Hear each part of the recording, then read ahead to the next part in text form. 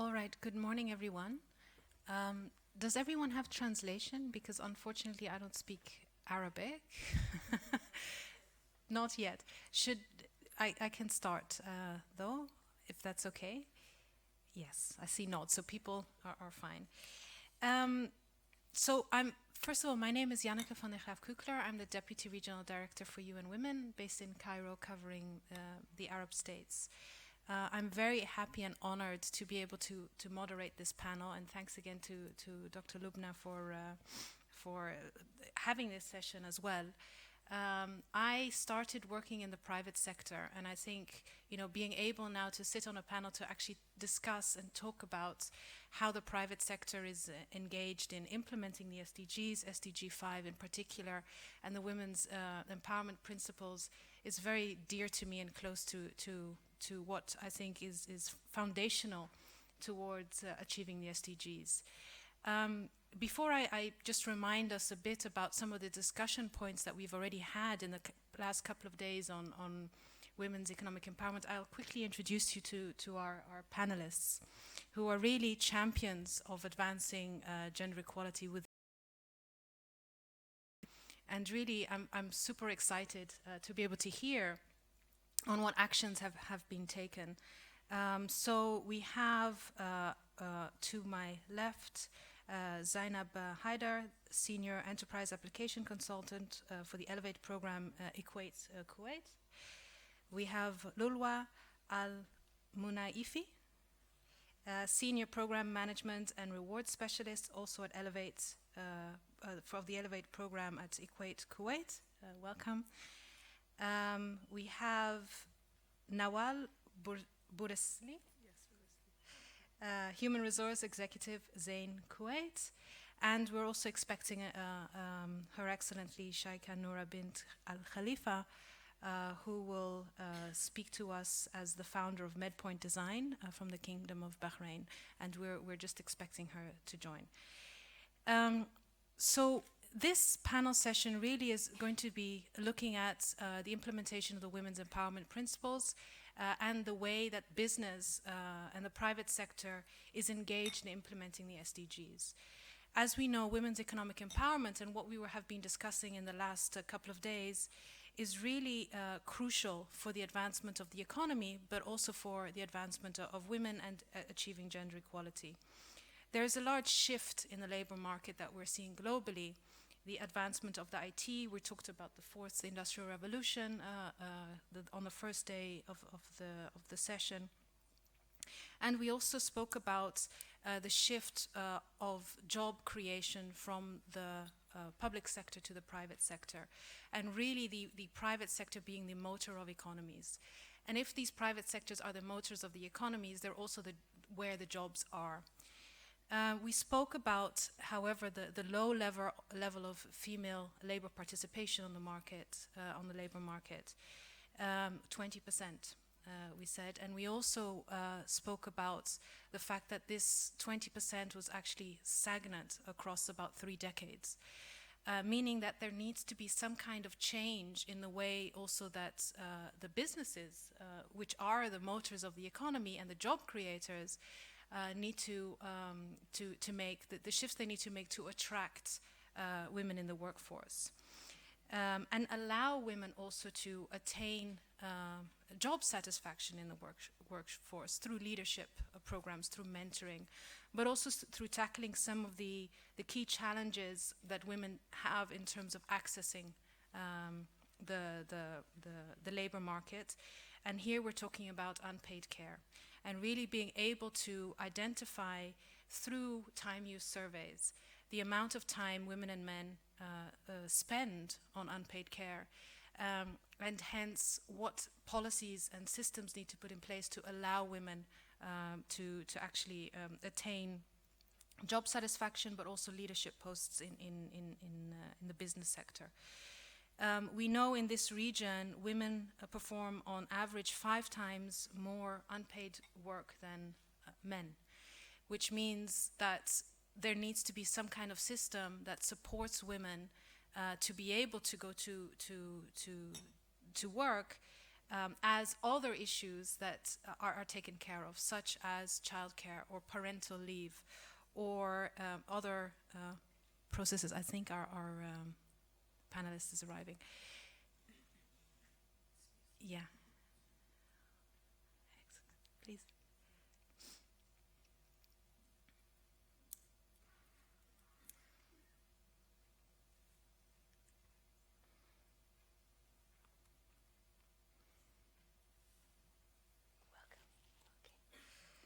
Okay, so welcome, Your Excellency, Sheikha Noura bint Khalifa Al Khalifa. We're just doing an introduction of the panel, and then we'll do take some questions and also open up for dialogue with the audience. So we were just speaking about the importance of analyzing unpaid care work and making sure that then there's policies and systems in place that support women to access work, including parental leave, childcare, elderly care, etc. We also have been speaking about making sure that women feel safe going to work and at work. So we're talking about sexual harassment policies, but also safe travel to work. And in some countries where UN Women works, for example, it's about safe buses or safe metros or safe transportation to get to work. We see that also, and we have been discussing in the last few days, the need to tackle some of the social norms that hamper women from accessing work, but also from attaining the job satisfaction in the leadership position. And this is sometimes when we're speaking about bias, unconscious bias in recruitment processes, but also, as we heard Karen Groen on the first day,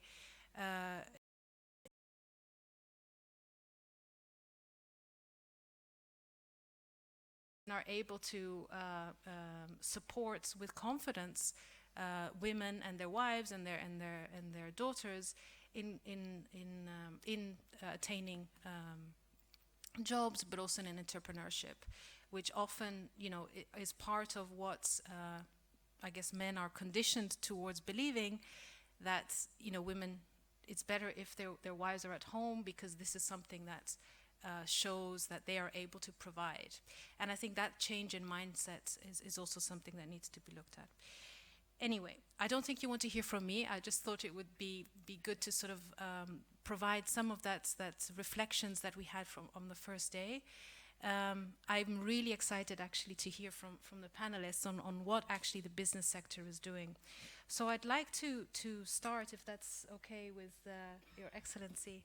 I think the business sector, and particularly with the work that you do, can do to advance women in the business sector as entrepreneurs, but also as leaders in businesses.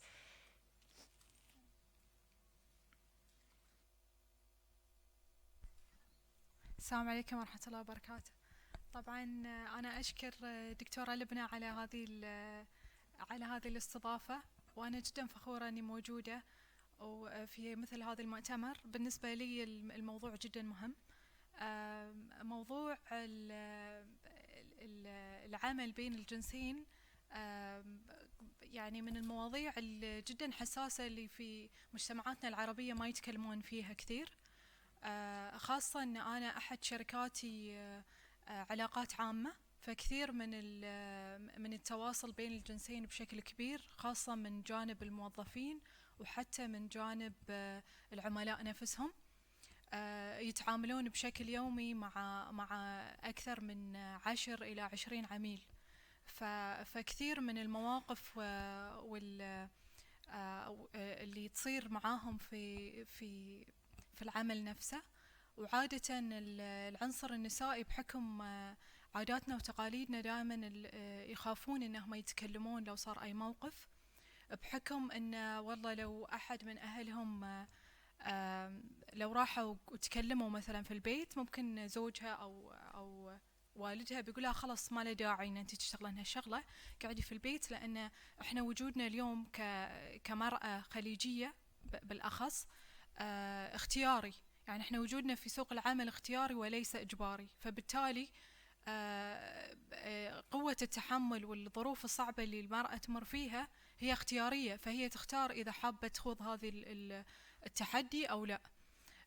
فهذه يعطيها مثل مانع نفسي إن هي تتكلم عن مثل هذه الأشياء. هذه رقم واحد. رقم اثنين، إن دائما المجتمع ينظر للمرأة لو أحد تم تحرش فيها جنسيا أو حتى لفظيا إن هي جزء من الخطأ نفسه، فهذه بعد يعطيها دافع إن هي ما تتكلم عن هذا الموضوع.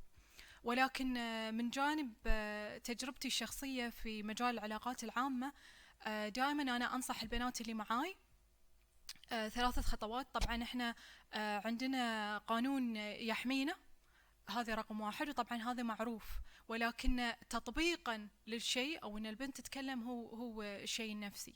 فانا دائما اقول حق البنات اللي معاي ان اذا صادك اي موقف انت دائما تقدرين تكلميني وانا اعلمك شلون انت تتصرفين مع مثل هذه المواقف. بحكم صغر سني ان ما زلت انا في بداية مسيرتي، دائما اخذت راي البنات اللي اكبر مني في نفس المجال. الحمد لله انا اشتغلت مع عدة سيدات في نفس المجال اكبر مني، فدائما هم يعلموني لغة الجسد، الكلمات الإيحائية، أو حتى طريقة اللبس والكلام مع الطرف الآخر في العمل. يعني أنا دائما أقول حق البنات ترى 90% من ردة فعلك أو قوة شخصيتك هي اللي تحكم الطرف الآخر هو شلون يتعامل معك. فإذا هو حس أن أنت ما راح تسكتين عن حقك أو أن أنت راح تاخذين عليه موقف، فأكيد طبعا أنه هو ما راح يتجرأ أو يتكلم معك بطريقة غير لائقة. وهذا يجي مع الوقت ومع الخبرة، ولازم هذا المفهوم يكون أكبر، أن ننصح بناتنا أن هم دائما يتكلمون في مثل هذه المواضيع.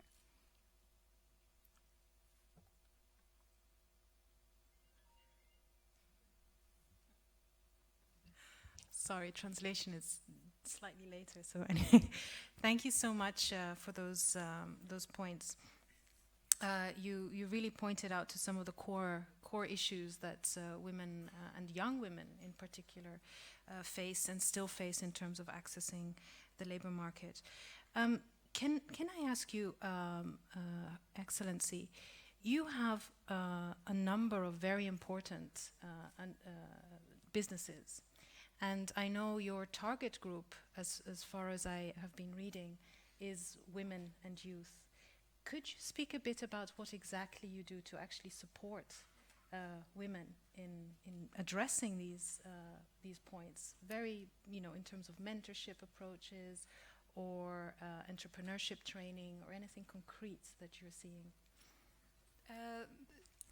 في شركتين هم اللي أنا أتعامل فيهم مع العنصر النسائي أو مهتمة إن أعمل معاهم بشكل مباشر. واحدة منهم اللي هي شركة ميد بوينت، ننظم معارض نسائية. وطبعا هذه الشركة أنا بديتها تقريبا قبل 12 سنة. فلما بديتها كنت أنظم معارض نسائية واستقطبت أكثر من 300 مشارك من دولة البحرين، وأغلبهم كانوا من المؤسسات الصغيرة المتوسطة. فلاحظت أن 90% من هذه الجهات نفسهم يسكرون. يعني لما نتواصل مع 4000 جهة، إني السنة اللي بعدها نلقى أن 10% بس منهم اللي يتمون. وبما أن في سوق العمل في البحرين إحنا صغير، يعني البحرين وايد صغيرة، فالكل يعرف كل من، فتواصلي معاهم تواصل روحي أكثر. فكنت حابة انهم يستمرون معاي. يعني لما احنا ننظم شيء او ان نقوم بمبادرة معينة، حابة ان الكل ينجح. فكنت حابة اسد هذه الفجوة مع سيدات الاعمال او رائدات الاعمال اللي بدأوا مسيرتهم المهنية. فلاحظت ان نظمنا لهم برنامج او معارض مثل الرود شوز موجودة على دول مختلفة، وناخذ عينة اللي أنا أحس أن هذا العينة عندها المواصفات المعينة اللي ممكن تنجح أساس يستمرون. وفعلا بعضهم استمروا أكثر من 12 سنة. لاحظت أن سيدات الأعمال العنصر النسائي دائما يختارون أنواع معينة، يا يختارون تدريب أو يختارون الأزياء أو يختارون الأشياء اللي يميلون لها. يعني حتى لما أنا بديت أكبر أو بديت تنوعت في عملي، يعني صار عندي 16 شركة، بس ليه الحين الناس تعرفني أن أنا أنظم معارض نسائية وتعرفني أن أنا في التدريب، لأنه هو الشغف الداخلي للمرأة نفسها. ما حد يعرفني أن أنا مثلا في المقاولات، ما حد يعرفني أن أنا، بس دائما العنصر النسائي يتبع الشغف ماله. بس ما يصير لما سيدة الأعمال أو رائدة العمل تختار المجال اللي هي تبي فيه، تختاره بس مجرد أن هي تحبه. لازم تختاره على أساس أنه تحبه ونفس الوقت تقدر تتميز فيه.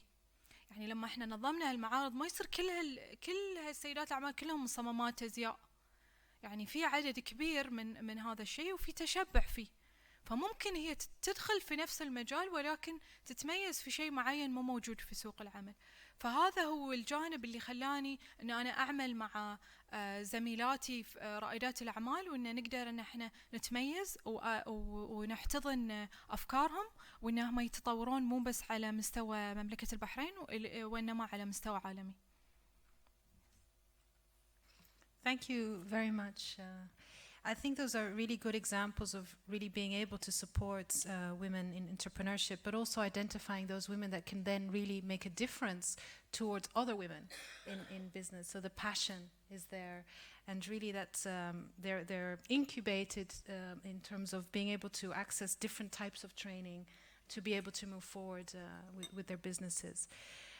These are really great examples of how to support young women and the youth in business and achieving also gender equality along the way. I will now ask our colleague from Zain, our Human Resource Executive from Zain, to speak a bit about how Zain is approaching advancing SDGs, but also implementing the women's empowerment principles to which Zain has also signed up. Please. Assalamu alaikum. Good morning, everyone. At Zain, we started the journey towards women empowerment. It's on. We started the journey towards women empowerment a couple of years ago, so it was around 2017. And the idea was born of our vice chairman and group CEO, Mr. Abdallah, in terms of trying to understand what was going on in Zain that kept women back, if that was the case. And when we were introduced to the WEPs, we thought we need to look at this holistically. So not only in Zain, but what's going on around Zain as well. Especially that we have a footprint across several countries, and women empowerment issues are different in each one. So if we come back to Zain, what we looked at is we need to look at the full ecosystem. So what's going on inside Zain in terms of policies? Do we have policies that kind of push women back? Is the way we conduct our interviews or vacancies, do we use language that kind of says this job is for a man and not for a woman? Do we have practices where we don't look at it? Do we have unconscious biases? And once we started digging in and doing some analysis, we do. We didn't want to admit it, but we do have some practices that kind of send a certain message. So we started cleaning up the base. So what we did is we looked at our policies. Does the language talk to a man, or does it talk to just a person?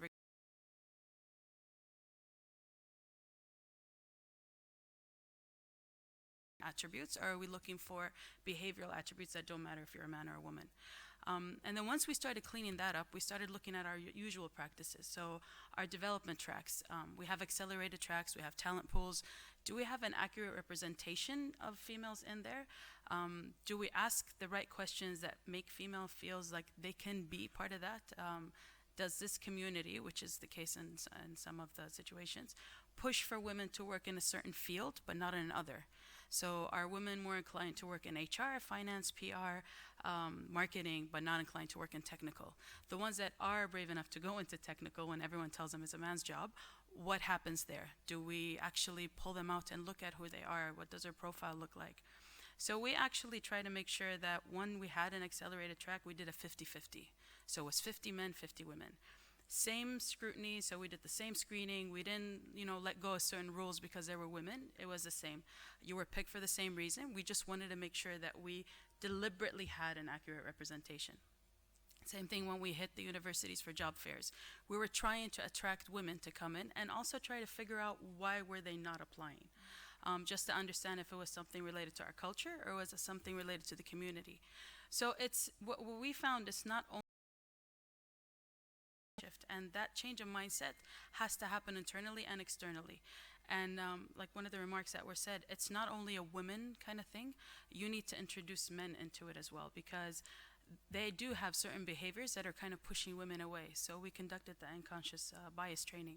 And you could actually see in some of the training rooms the moment where it hit them that they were doing something that was pushing women away, or they were, unconsciously going towards men than they were towards women. And then once you start to fix the whole thing, then you need to bring the representation in, because one of the concerns that we had is we were worried that we would push so hard for women empowerment that men would feel left out.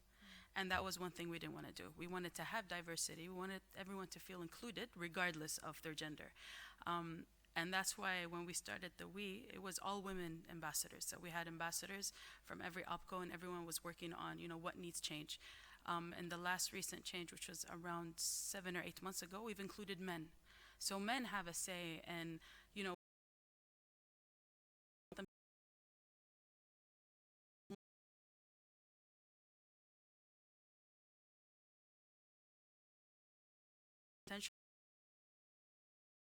to have you at 50-50 at least, just to make sure that we have a pool of people.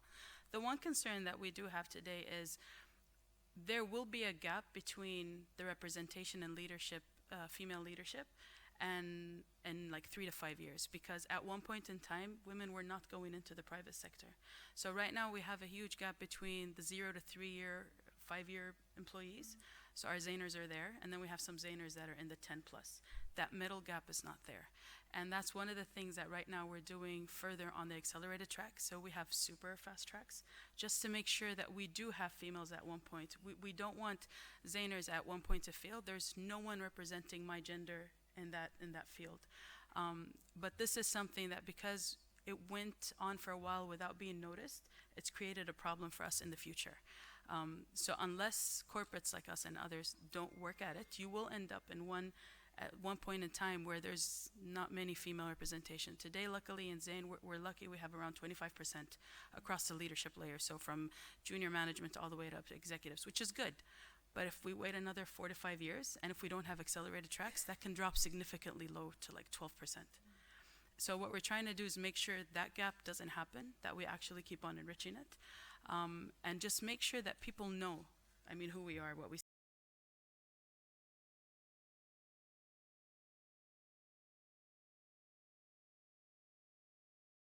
structure. Do you have somewhere for new mothers? Do you have a place where new mothers come in? One of the things that we did that was, I think, had a big impact across OPCOs is I think we're one of the few, if not the only company in the region that gives up to 120 days for new mothers instead of the labor law mandated 90 days, and in some countries 30. We give 120. We've extended the nursing mother hours. As we do understand, up to the age of 4, some mothers will not necessarily enroll their kids in nurseries or pre-K.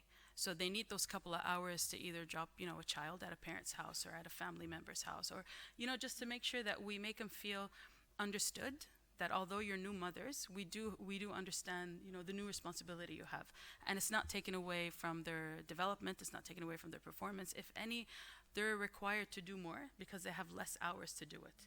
So the challenge is still there while we try to maintain a holistic view of the female employees, so the mother, the wife, the daughter, the sister. We just try to make sure that we keep them holistic. So that's basically been our journey towards it. Very interesting, and thank you for sharing those reflections, but also some of the the key challenges that you've seen along the way, but also in terms of changing social norms and work around the unconscious bias issues. We were speaking about quotas yesterday. Is this something that how do you tackle that within Zain? It's a mix of both. We did do the quota, or we do the quota. And the reason is we also understand that people work intrinsically and extrinsically. So some people are driven by numbers. And if you tell them you have a quota to meet, that might, push them to achieve. Other people will do it because it's the right thing to do, and they do feel it on a deeper level. So we try to make sure you keep both, because at the end of the day, if you're trying to do a change and you're not measuring where you are and where you want to be, you might be just swimming against the tide and not really getting anywhere. So the idea was, yes, we have quotas across the board. So whether we're talking about internal movements, so how are people growing internally, we have a quota for that. New hires, what's the percentage of females versus males? There's a percentage for that. Leadership, which was the main part behind it, is we wanted to increase leadership. The quota is on everyone. So it kind of appeals to both sides. So if you're driven by numbers and you want to achieve, then you're going to go for that number, and you're going to have to go through the change to get there, because it's not going to be an easy decision. You can't just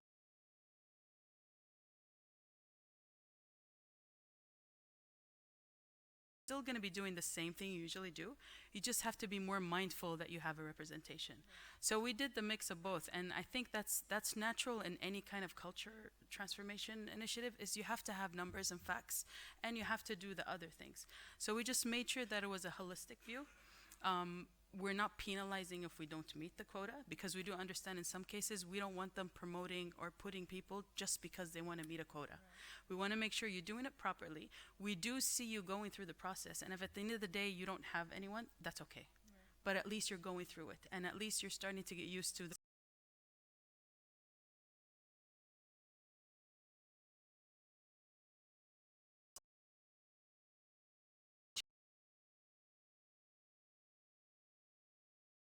with a holistic view, then it should work for the organization. Very interesting. So basically it's you have a quota, and if you don't meet that quota, you have very solid evidence and reasons why. A question also out of curiosity. You were talking about unconscious bias and engaging men and women in these kind of discussions. So we were, what we did in the training room is we had, because we didn't know the answer to everything, so it's okay to partner with other people that do. And we partnered with Mackenzie on this one.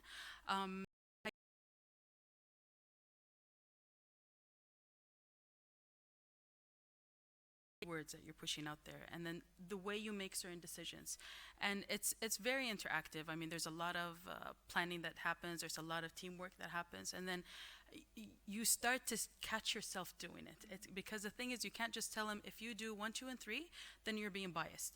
Then you automatically put people in defense mode, because they're not deliberately trying to do that. It's just something that happens. And I think just because we're in the Arab region, we're kind of conditioned to do things a certain way, be male or female. I mean, we're conditioned to work in a certain way, ask certain questions. For the longest time, if you were a female working in the private sector, you were asked to be more manly or more masculine and be more dry and be more aggressive. And at one point in time, you were either too aggressive or you're too soft. And what we're trying to do here is, you can still be the authentic you, but these are little things that you might be doing that are hindering us from achieving the big picture. And this, again, like I said, we did the change in the policy, we did the change in the screening, but until they got through that session, it was hard for them to see, why does it matter how I write the job post? Why does it matter what kind of question? Light bulb kind of comes up, and okay, it makes sense now. So I am doing this not deliberately, not because I'm a bad person. Everyone has a mother, a sister, a daughter, and they do want them to go into the private sector, but these are the things that they might be dealing with on the other side. So it was a nice kind of moment for them, because the idea is Zayn can't do it alone, and this is something that's in the community as well. So once your people that move on to their other smaller communities understand this, they can start spreading that word as well. So it kind of worked for the benefit of the whole system. So, but again, it's, if you don't know how to do it yourself, it's you need to look for partners out there that know how to do this and that have been through it. And sometimes it's easier on the receiving end when it's someone from somewhere else that's actually been through it. I can bounce off my ideas, my questions, my concerns, and I have someone that's been through it and they can answer. Versus if it's only your HR person or your training person standing up and walking them through the process, it becomes very disconnected. It doesn't give them the big picture. Great.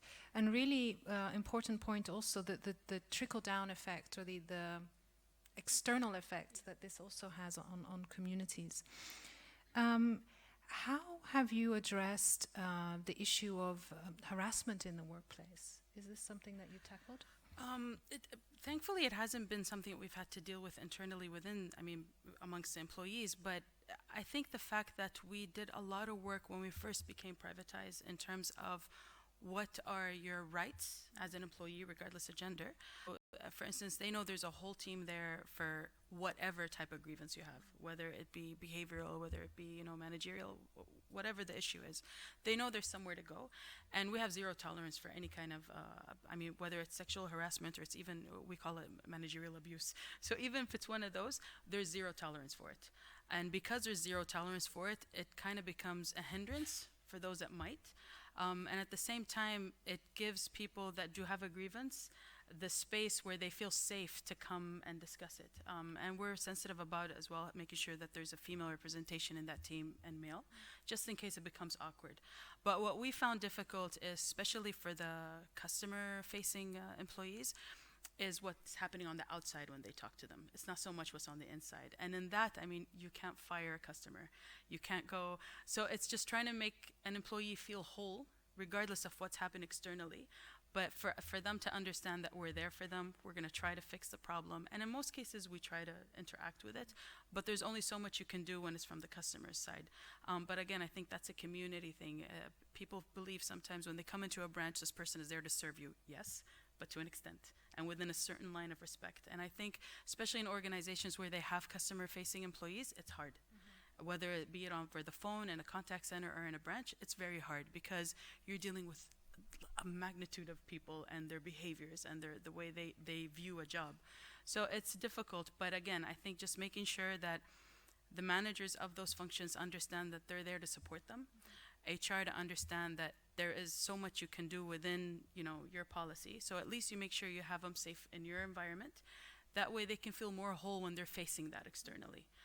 But other than that, I mean, internally we haven't really had that many issues. I mean, I can't remember any over the past 10 years, but it's something that there's zero tolerance if it does happen. Great. And, you know, having put in place all of these mechanisms, systems, trainings, engaging men, engaging women, what are some of the concrete results that you've actually seen in actually women in the business, but also advancing to leadership? I believe one of the main things we've seen is the uptake in the hiring process of females. So I know there's some sort of word of mouth spreading because there's some uptake for in terms of new hires in the technical field. That's one. Two, because of this exercise, we've been able to find these hidden kind of treasures that were around, and there was no other way to kind of figure them out. And this has given us room to actually put them up front. We've put them in some of the more strategic projects, so you've been able to actually accelerate the development that's been happening and see it on the ground. So the return on some of the investment that has happened is more visible now because we've identified the uptake, like I said, in new hires, and the actual vibe is more positive. So they don't feel like it's a man's world anymore. It actually felt like it was a woman's world for a while, and now it's more balanced that it's for both. But I think that's what we needed. We needed to change the vision that telco is for men, and women in telco only work in 1, 2, and 3 jobs. And now it's more even and it's widespread, at least across the telcos. Great, and actually results quite fast. The social and the unconscious issues that you tackled. Just on the unconscious bias, I have two boys, and clearly, you know, I'm a feminist. I work for gender equality and women's empowerment issues. So they're very, you know, good boys, let's put it this way, in terms of how they also engage and they understand gender issues. And my son, at a certain point, I have a pink mug, and my son and it's my favorite mug. So of course I was trying to find an excuse of why I would not be giving him that mug. And I said, yeah, but it's pink. And he looks at me and he goes, Mom, gender equality. I'm like, okay, that's my unconscious bias there. I should really be smart about it. Anyway, thank you so much for those reflections in your work, but also in your private life. So we'll now move on to hearing from the Kuwait, and also very exciting program, the Elevate program. which we really look to and up to see how you have implemented the WEPs, but also some of the results and the challenges that you have. So I will hand to you, Zainab. Thank you. So good morning, everyone. I would like first to appreciate engaging the private sector in such active dialogues and conversation. I think sharing the experience and challenges in this platform can help everyone in advance the implementation of SDG 5. Coming from a private sector and mainly an oil and gas industry, where, as you said, women present at around 22 or 20%, which is considerably low compared to any other industry like in telecom or in healthcare industry. And Equity Group is no different. In Equity Group, we have the women presented at 8%. And if I speak about Kuwait region, we are at 4%. And the more you go into the technical job profiles and titles, we have 0 in manufacturing field, which is the main core business of Equity Petrochemical. So in 2018, we have initiated or formally have Elevate initiative. And the story behind having Elevate, not only that it is part of the company strategic or the sustainability strategic plan, it's also like a question was raised, like why, and I think all the women in corporate can relate to that, why when we walk into meetings room where decision making is taking place, it's always dominated by men. So we have formed Elevate, and we have signed under the UN Web Statement in 2018. We have formed Elevate in all the 3 regions, in Canada, US, and in Kuwait.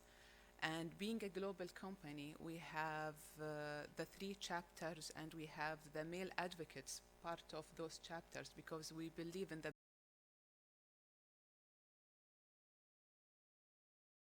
our journey internally by having a discussion and focus meetings with the women in the company. We have shoot a survey just to measure the satisfaction and their feedback on main core areas in the company, like the career development, leadership opportunity, what they think about the environment and policies. Then we have our Elevate team worked with Dr. Lubna in the UN workshop to understand how we can do the gap analysis and how we can use those results to benchmark to Equity policies and procedure. So the outcome of the whole this process and journey, we use it to develop our 3-year action plan. And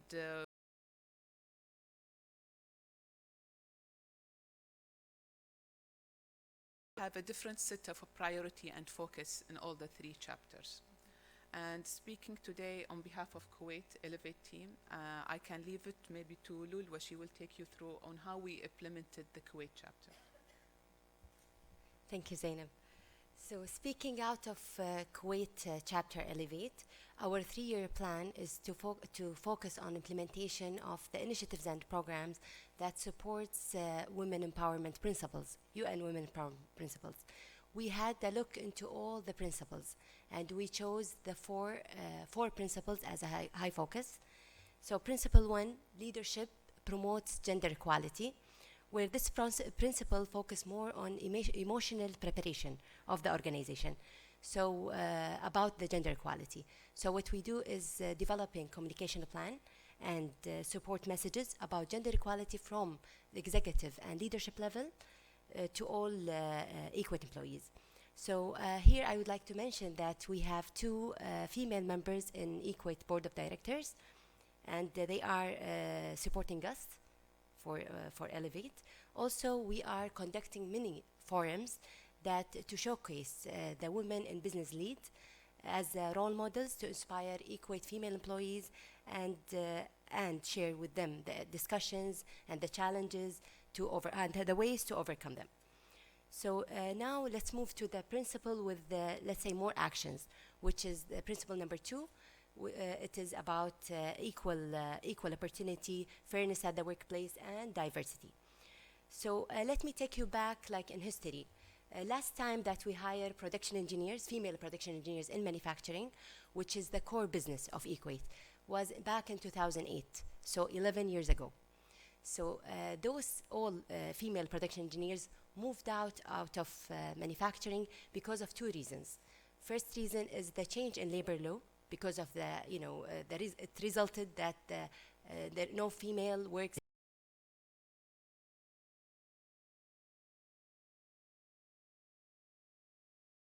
reason to push the ladies out of manufacturing. So with Elevate kickoff, so our focus is to increase the percentage of female hiring as overall and as a main focus in manufacturing. This is our high priority. And this was translated in our recruitment plan. So as of now, we started the campaign to hire manufacturing and distribute them among all units. Another action under this principle is that ensuring the equal opportunity for leading the key projects and international assignment. As we speak now, we have one of our female engineers, Kuwaiti female engineers, working in Canada under the international assignment. And as a key project lead, we have Zainab leading, she led already the integration between EMI Global and eQuate from the IT side. Myself, I led the establishment of EMI Global office, the first EMI Global office in Europe. So this is like examples of how Elevate impacted our life at eQuate. So moving to principle 3, where it is covering more into health and safety and well-being, we for the first time, we conducted the training about anti-bias and anti-harassment. So it's the first time that we have this kind of open discussions with the leaders and non-leaders, female and male, in one room. So we did just a pilot session where we heard very interesting stories. We heard a lot of, healthy, let's say, discussion. So I'd like to share with you one of the stories that about bias. Like when the female employee is coming back from maternity leave and no key project is given to her, because the leader thinks that so not her, work. So he would make the choice on behalf of her instead of giving her the ability to take the choice. So the leader was thinking that this is the way to support her. But when he heard that she's feeling neglected, she's feeling less valued, so these kind of discussion, open up some of the areas that they never thought about.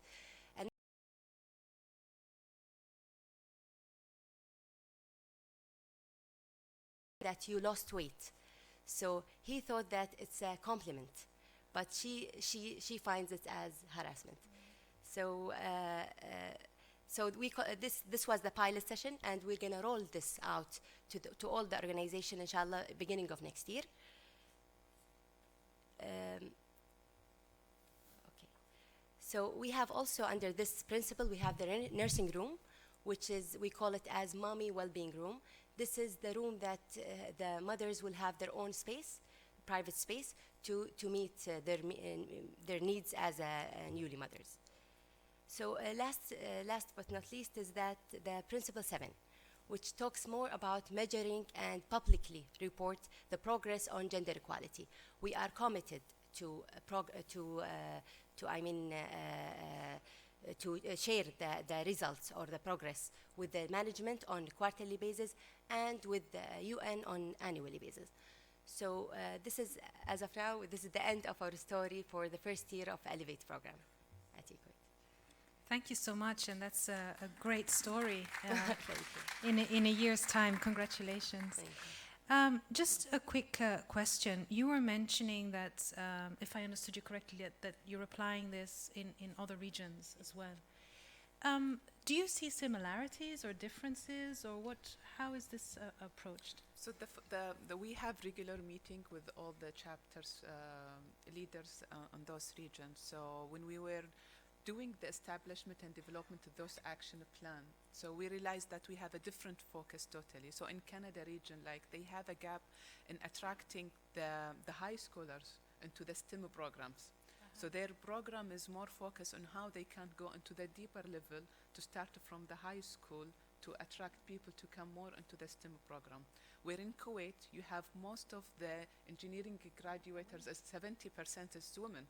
So as Dr. Ramesh said in the first session, like It's not in Kuwait region. It's not matter of like just attracting people to come to the private sector or to the company. It's just how we can keep them so we can see them progressing into the C-levels jobs.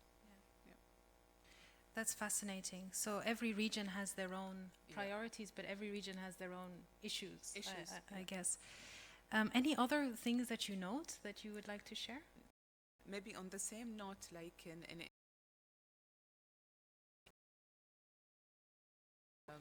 the gender bias, it is more of a diversity, being having a higher percentage of immigrants. So it is a different focus on a program toward diversity, more of than gender bias and equality.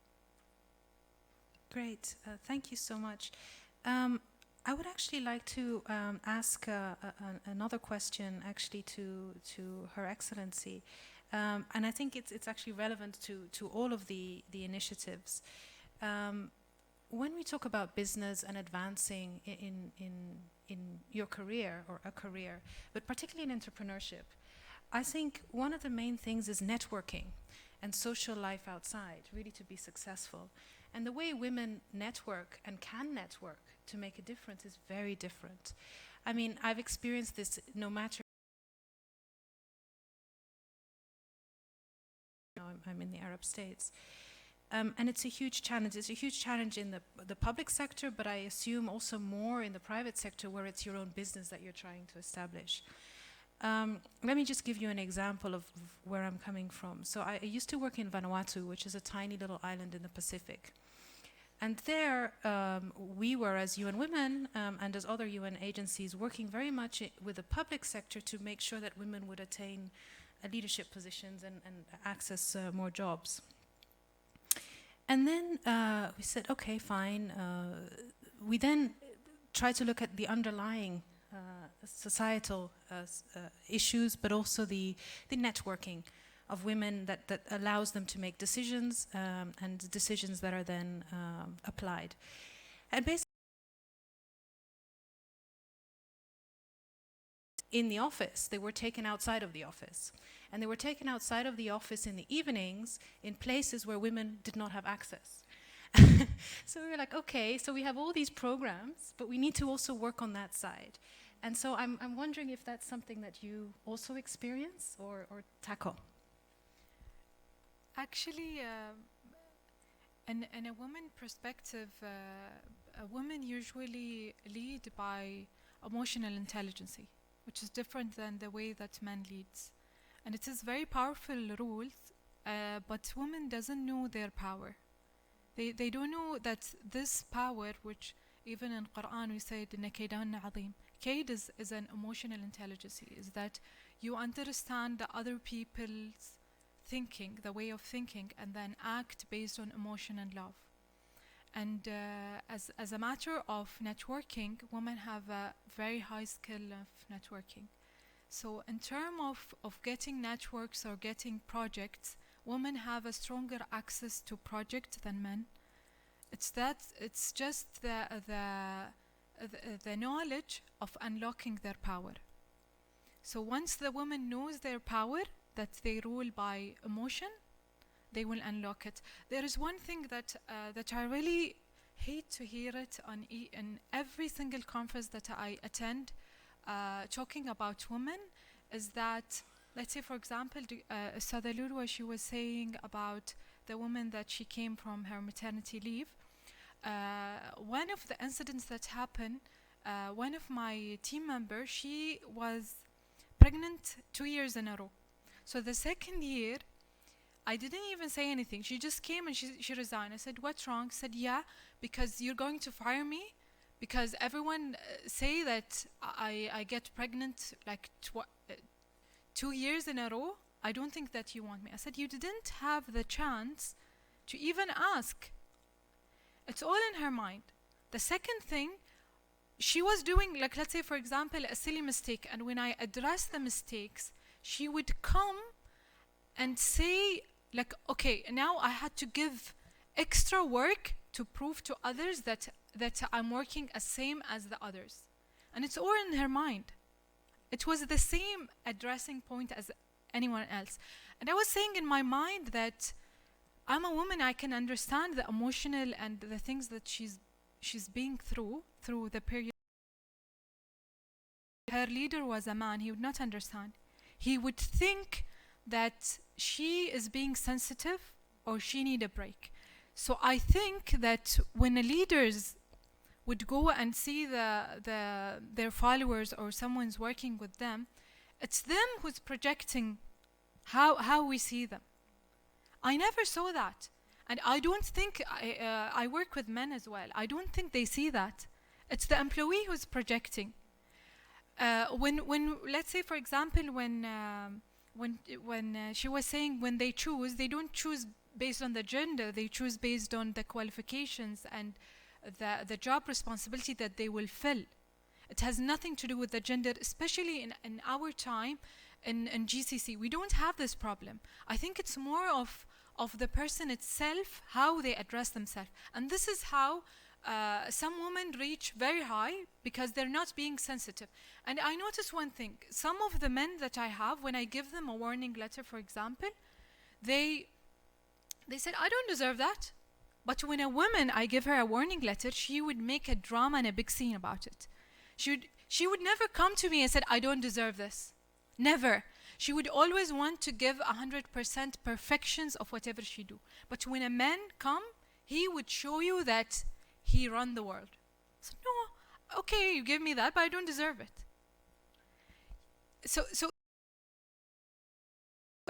So women can only empower themselves. So I hate to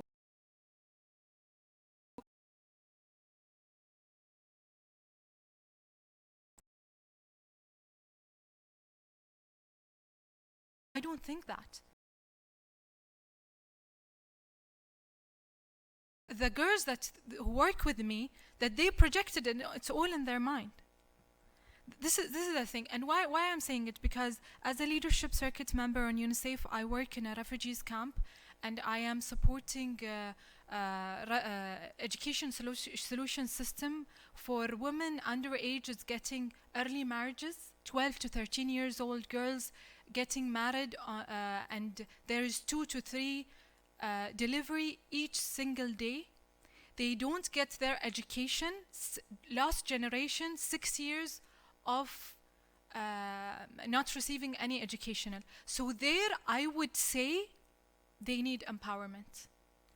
In our society, women should empower themselves internally as to be a strong woman, to unlock their power with the emotional intelligence to rule. Not by the law, because all the law is there. Now we have this small nice booklets over here, and it's mentioned all the rules. If you go every single company, they would give extra things to women. Actually, men are jealous from women these days, because they say, oh, now they're having all this facility, I wish I was a woman. It's like, seriously, like, they said, okay, well, what's the big issue now? Okay, because she's a woman. And some men, some of my competitors actually, when I go somewhere, said, oh, now she's there, she will get the job. I said, why are you saying that? I get the job because I deserve it. I said, no, you get this because you're a woman. I said, no, it's like you have extra point. They see that because they know that I'm using my emotional intelligence. They know that I have access to people. I said, of course they want to meet you. They don't want to meet me.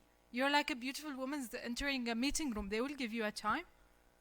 So actually, we're more stronger than them if we unlock our power.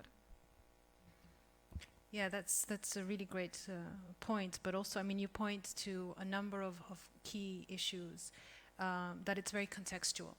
You know, it really depends on the context you're in and what opportunities there are there to progress.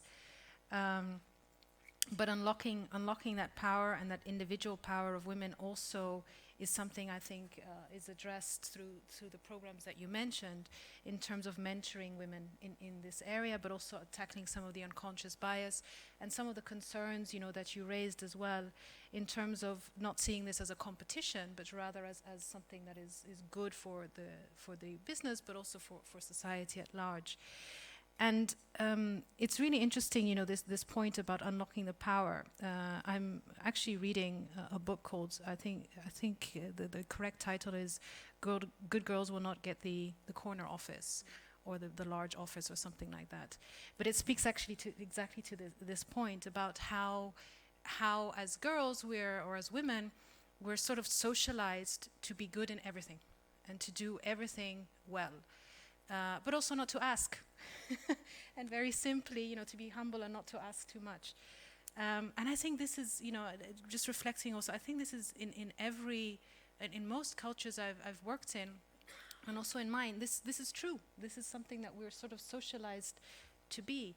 But also where you look at, in meetings, if you observe where women sit, how they sit, how they respond, it makes a big difference in how successful they are and can be in business. And I think these are some of the training elements that you are also speaking to.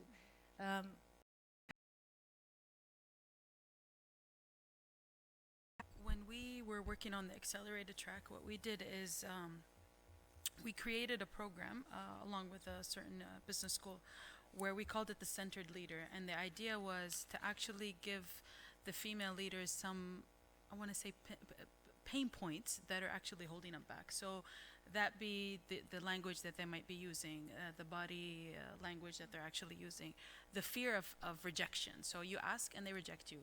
What's the worst that can happen? And then it's these little things that we are, like you said, conditioned to do. So good girls should be seen and not heard. So when you're in a meeting, how active are you? How present are you? So when we stuck them in the accelerated track, that's literally what. Also address the things that we are conditioned to behave, versus just learning what the leadership profile looks like. And then what we did in addition to that is we coupled them with our internal mentoring program, where we didn't have them select the mentors that they wanted. We did profiles. So we assessed their profiles, and we assessed profiles of the mentors that are out there, and we did the matching. And what was ironic is in most of the cases, the matches would not have been people that they had selected. But for their development, those were the right people. For them to learn from their experience, those were the right people.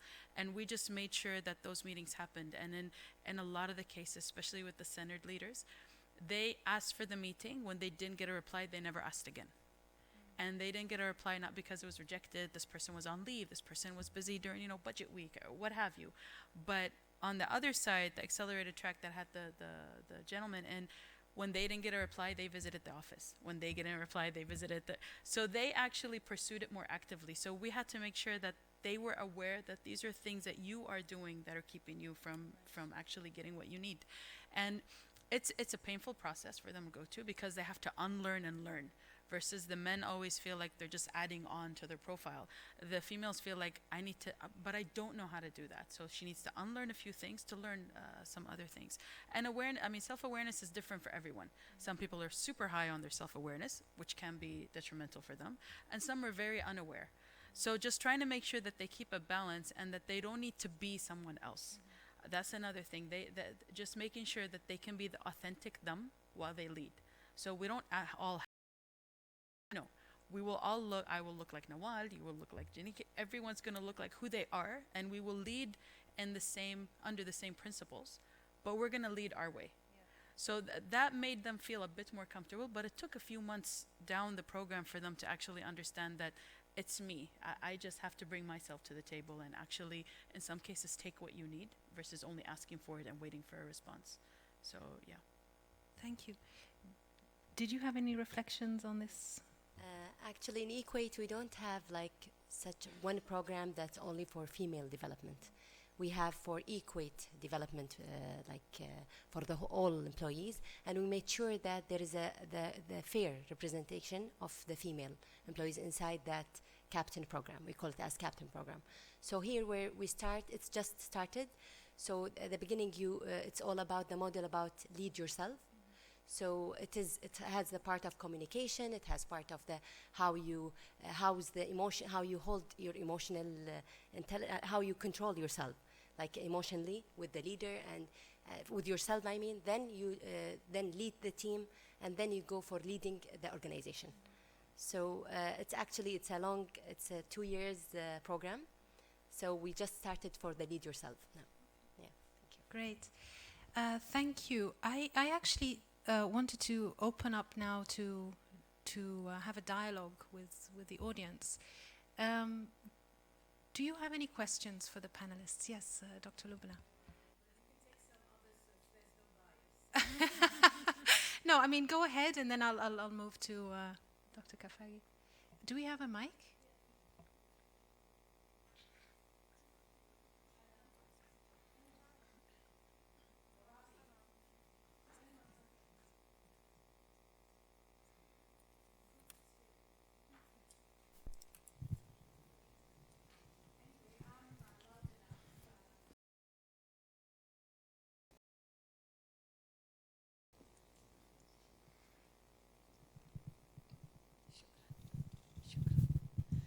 I'm very impressed with our web partners and what they're doing. I have a question for Snowal. Most of your customers are women. As CSR, or social responsibility, how is your the ads that you all produce, the advertisements, address women? Do you try to remove gender stereotyping or gender bias from your ads? Because you could promote new role models through your ads, and you'll have an excellent marketing department. So how do you do that? Or we'd like to, because like World Bank was saying, that's very important for us to remove gender stereotypes. So that's one thing. And what do you do as CSR, social responsibility, besides the ads? I'm very impressed with the anti-harassment. And I'm going to ask the other web partners also to have that. Do you implement the anti-harassment at the entry level, or do you also take the middle level? Because the newcomers are more afraid, or they're not that aware of how to deal with the opposite sex. So do you have this program at different levels? Yeah, actually the program would be like, it's going to be for all levels. It's training that will be given for all employees, regardless of their years of experience. So for all levels. Yeah. Okay. On the point, do you want to respond? Yes. Right now, the way we deal with the Marcom is basically trying to create a lifestyle. So we're trying to keep it very gender fluid. It doesn't really address either or. But when you look into our social media interaction, which is where we get the most, especially locally, we're pushing for making sure there's accurate representation of both genders. And the idea behind it is, again, we're not just trying to push the gender agenda, we're trying to push who we are as an organization. Certain type of culture that and particularly in Kuwait, for instance, on nationalization. We do want to make sure that we show that we have the most interest in our youth and in our female representation. And then we have another social media account that's internal for Zainers. And in that one, we push forward more of the messages, because the principle in the beginning was we need to work on the inside and then just let it show and trickle out naturally, instead of having to force something on the outside when we're not fully comfortable that we are there internally. So right now the focus is internally. We're doing a few things externally just to support it. So for instance, with regards to hiring on the job fairs and things like that. But then towards the end towards mid-2020 is when it's supposed to trickle out a little more louder in terms of who we are as an organization. Great. Thank you. Yes, we'll take... I have the mic. Oh, you have the mic. Sorry, I didn't see you. Maybe introduce yourself briefly so the panelists know also. Yeah, okay. I'm Hadi Al-Qazzaz from Oxfam International. And actually, thank you very much. This is very interesting. And for me, it's a totally new world to look into the women in business, because I usually work in poverty alleviation and more marginalized and underprivileged or unprivileged women. So thank you very much for what you are doing. And what you told, all of you said, it triggered some questions in my mind. One of the main questions is maybe building on what you just said, Nawal. It's about your responsibility to the the society, because the women you hire and you work with are not really isolated from the larger society, where women are underprivileged, women are, gender social norms are not in favor of women in general. So what's your responsibility, and this is a corporate responsibility, to the larger society to address these social norms, and not only through presenting role models or ideals or one woman here and success pioneer entrepreneur here, but what is the larger context of changing social norms so they are more accepting for women economic participation. The second point is about how you build connections amongst each other, because moving from the individual to the collective, basically if you continue empowering one woman at a time, it's not going to change anything. It's only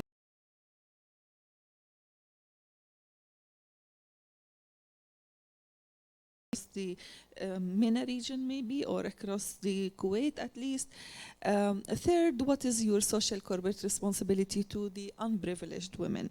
What do you do to address issues related to the poor and marginalized women? Because that's very important. If you break a certain taboo, you still have corporate social responsibility towards poverty alleviation and increasing capacities of underprivileged women.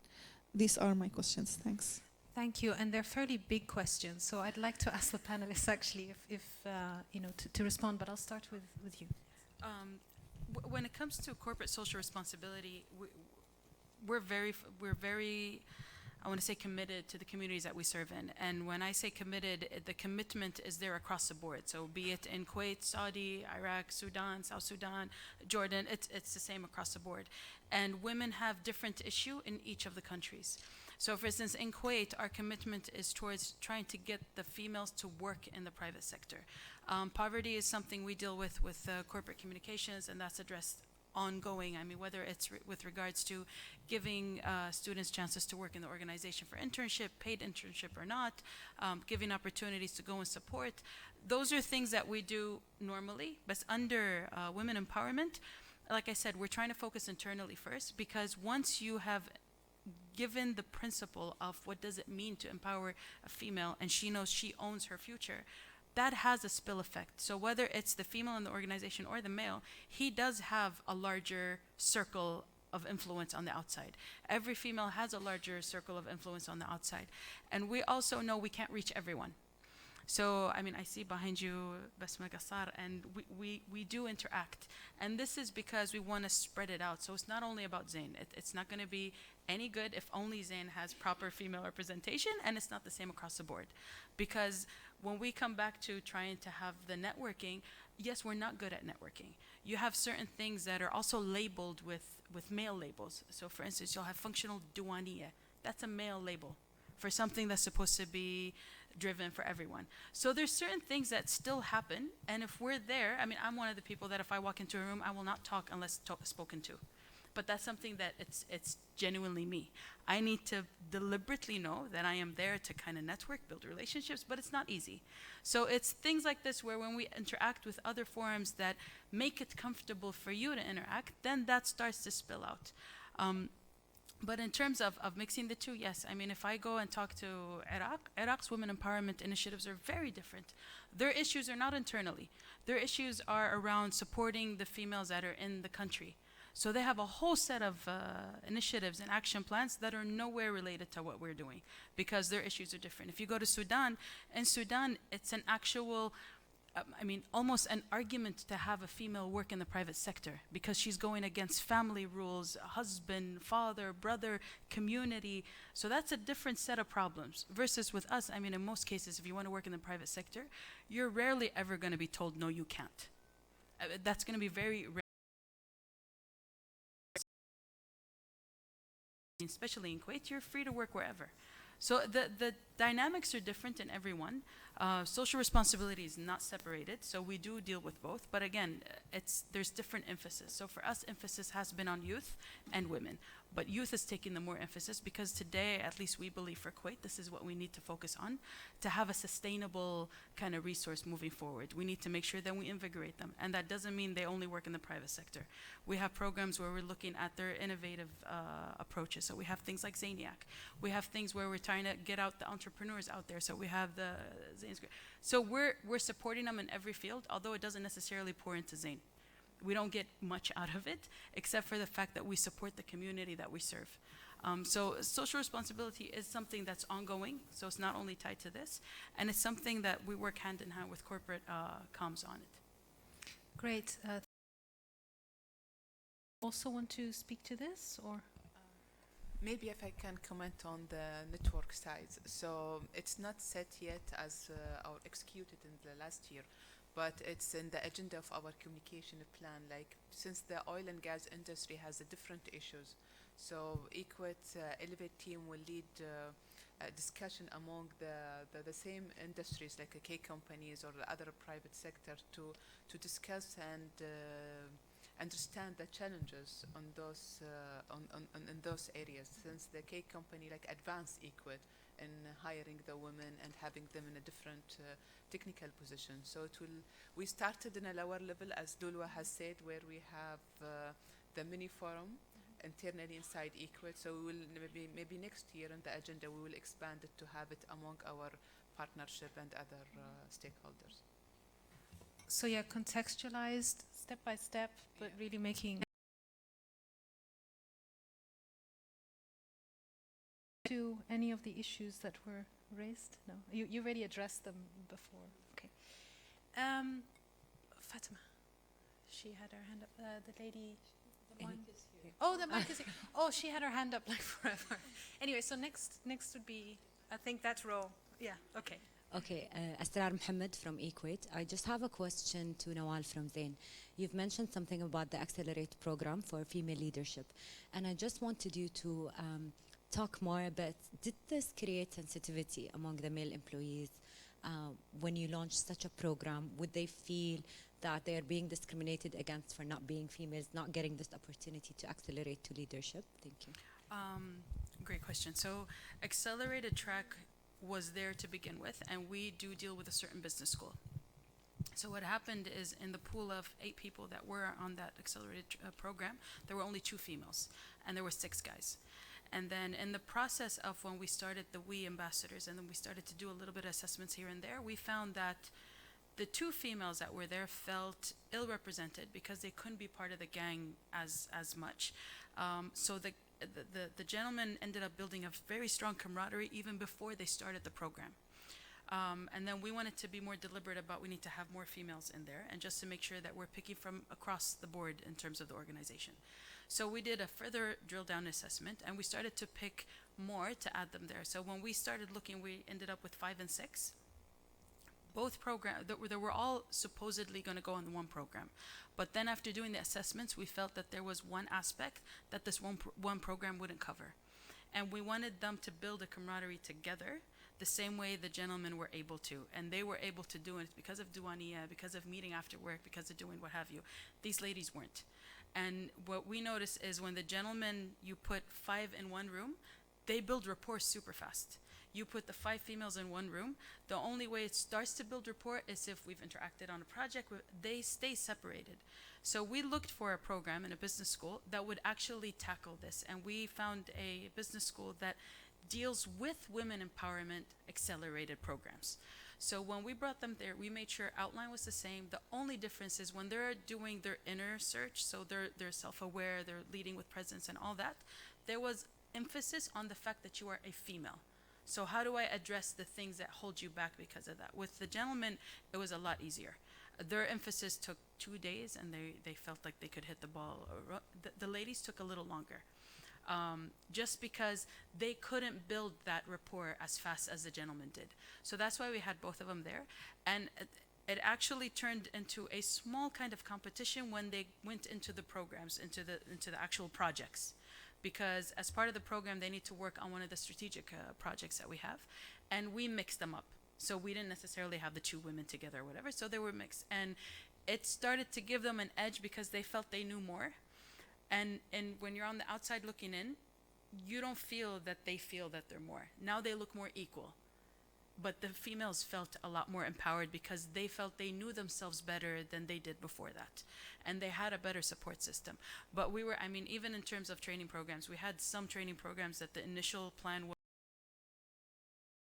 it became a men and women, except for the groups where we knew if it was a mixed program, they would not. I mean, we had boot camp where they have to climb a wall and then come down. Some women were not going to attend if there was men. So we ended up doing a women's session because we still want to be sensitive to their specific needs and we want to get there. So we have the mix and we still have the more all-female programs because of certain sensitivities. But other than that, they're more or less aligned. If you look at the outline, I mean, we're not even spending a KD more here than here. We're making sure that if at any point you come and you check, it's the same. The same way we did the research on compensation. Do we promote male and give them better than we gave females? No, we didn't check. So even when it comes to development, every KD spent here should be equally spent on this. So, I mean, it took a lot of work, but there was a lot of assessment that we had to do pre. We didn't want to just put them on a program and then end up with, you know, a less than optimum kind of result. Yeah. Yeah, very important also, you know, putting those measurements in place and the monitoring in place early on, because that also addresses some of these potential issues from escalating. Fatima. Okay, I'm Fatma Khafagi from Egypt Civil Society. My question again is to Nawal. Sorry, we're bombarding you with so many questions. Have you done or intend to do any impact studies on the effect of gender inclusion in your policies and practices on things like higher rate of investment, better retention rate, more women sitting on boards, for instance? Because I think this really can encourage a lot regionally and in Kuwait, other companies looking at these things. Thank you. Great question, thanks. Well, we're doing that, but not on Zain Kuwait level. It's being done on a group level because, like I said, when this program came to, it was something to be applied across. And in some of our opcos, operators, there's zero representation of women in the leadership layer. And what we do is we try to measure several aspects. So you do measure the operational, so your financials, what do they look like, and la la la. And then we also started measuring things like the engagement after having a female in one place. And we started to cut the information and slice it different ways just to see if there was a trend. And ironically, in certain areas, especially in the financials, you actually see the change a lot quicker than you do on the engagement and the softer side. It's just for the simple fact that you have, you know, you're breaking a little bit from groupthink. There's a different perception. There's a different, you know, point of view in certain discussions at the board level, and that is something we're still measuring because we started in 2017, so we have the base of where we are. We measured again at 2018. We're measuring now again at 2019. But yes, because again we were at different stages for every operator. There's one set of unified measurements across, and then there's another set that's very specific to that operator. So if I take Kuwait specifically, we did measure the retention rate, the hiring rate, the pickup among females, growth of females within the organization. When there were female uptake percentages in a certain organization, what happened to the performance? Did it maintain? Did it go up? Did it drop? So we're measuring that, for instance, for Kuwait. In other operators, it's different. So again, it's across the board. So we are measuring across the board. But in each one, there's the set, and then there's a more customized set. Because the idea is, in some of the countries we operate in, women empowerment is not on every organization's table. So for other operators, luckily in Kuwait it is, and it had started even before we started. So luckily everyone is thinking about it. But in other countries where they're not, you need to be the market leader for it, because that actually works better for your brand equity, whether you're talking about I want to be employed because of what I'm giving back to the community. So it works better for everyone. We just have to make sure that we're measuring the right things that kind of make sense to the boards of these operators as well as the executive boards of the operators too. Yeah. Great. Sir. شكرا. تحكوا عربي ما هيك؟ مشان احكي عربي. اسمي أديب نعمي أنا. عندي الحقيقة شوي تعليق، بدي أربط النقاش اللي عم حصل هالآن بالنقاش اللي حصل أمس واللي له علاقة بالقيادة التحويلية وبكل فكرة بأنه دخول المرأة في أي مجال من المجالات من نتائجه ومن أهدافه يفترض يكون أنه يصير في تحويل بهذا. خليني أعطي مثل. دخول الكثيف للنساء في قطاع التعليم أدى إلى تغيير نظريات التربية، من التربية اللي قائمة على السلطة والعنف والتسلسل الإداري إلى التربية القائمة على التفاعل والإلى آخره. فإذا دخول المرأة غير من النظام. أنا أخشى بأنه هالنوع من البرامج اللي عم ينعمل هذا وهالنمط من التفكير أولا لا يزال شوي قاصر. يعني اليوم نحكي عن المسؤولية الاجتماعية للشركات، في صراع كبير حول وجود قواعد ملزمة للقطاع الخاص للالتزام بمعايير حقوق الإنسان، والشركات عم تقاوم هذا الشيء. دخول المرأة بالشركات هل سيؤدي إلى أن النساء يقبلن بذلك، أم النساء بدهم يصيروا يدافعوا بكفاءة أكثر عن استمرار تفلت الشركات من العمل؟ لأنه القصة متعلقة بهذا، هذا هو جوهر الموضوع إذا كنا عم نحكي عن الحقوق والتنمية. لأعطي مثل تاني يوضح فكرتي. الكريدي سويس بيصدر كل سنة تقرير عن توزع الثروة في العالم. طبعا بتعرفوا في 1% عندهم حوالي 50% من الثروة، والباقيين يعني بياخدوا شوي ما تبقى من الموضوع. ما بينشروا أو ما انتبهت إذا نشروا قديش في ذكور وإناث بال1%، لكن على الأرجح كثيرا يعني الغالبية هي من الرجال والأقلية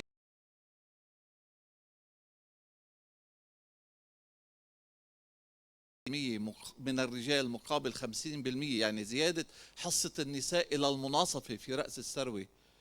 هل هو فعلا هدف نحن عم نسعى ونناضل له، ولا لازم نغير نظام الثروة نفسه؟ هذا سؤالي. أخشى أنه هالشي اللي عم ينعمل هو إدماج النساء ليصبحوا جزء من نظام ذكوري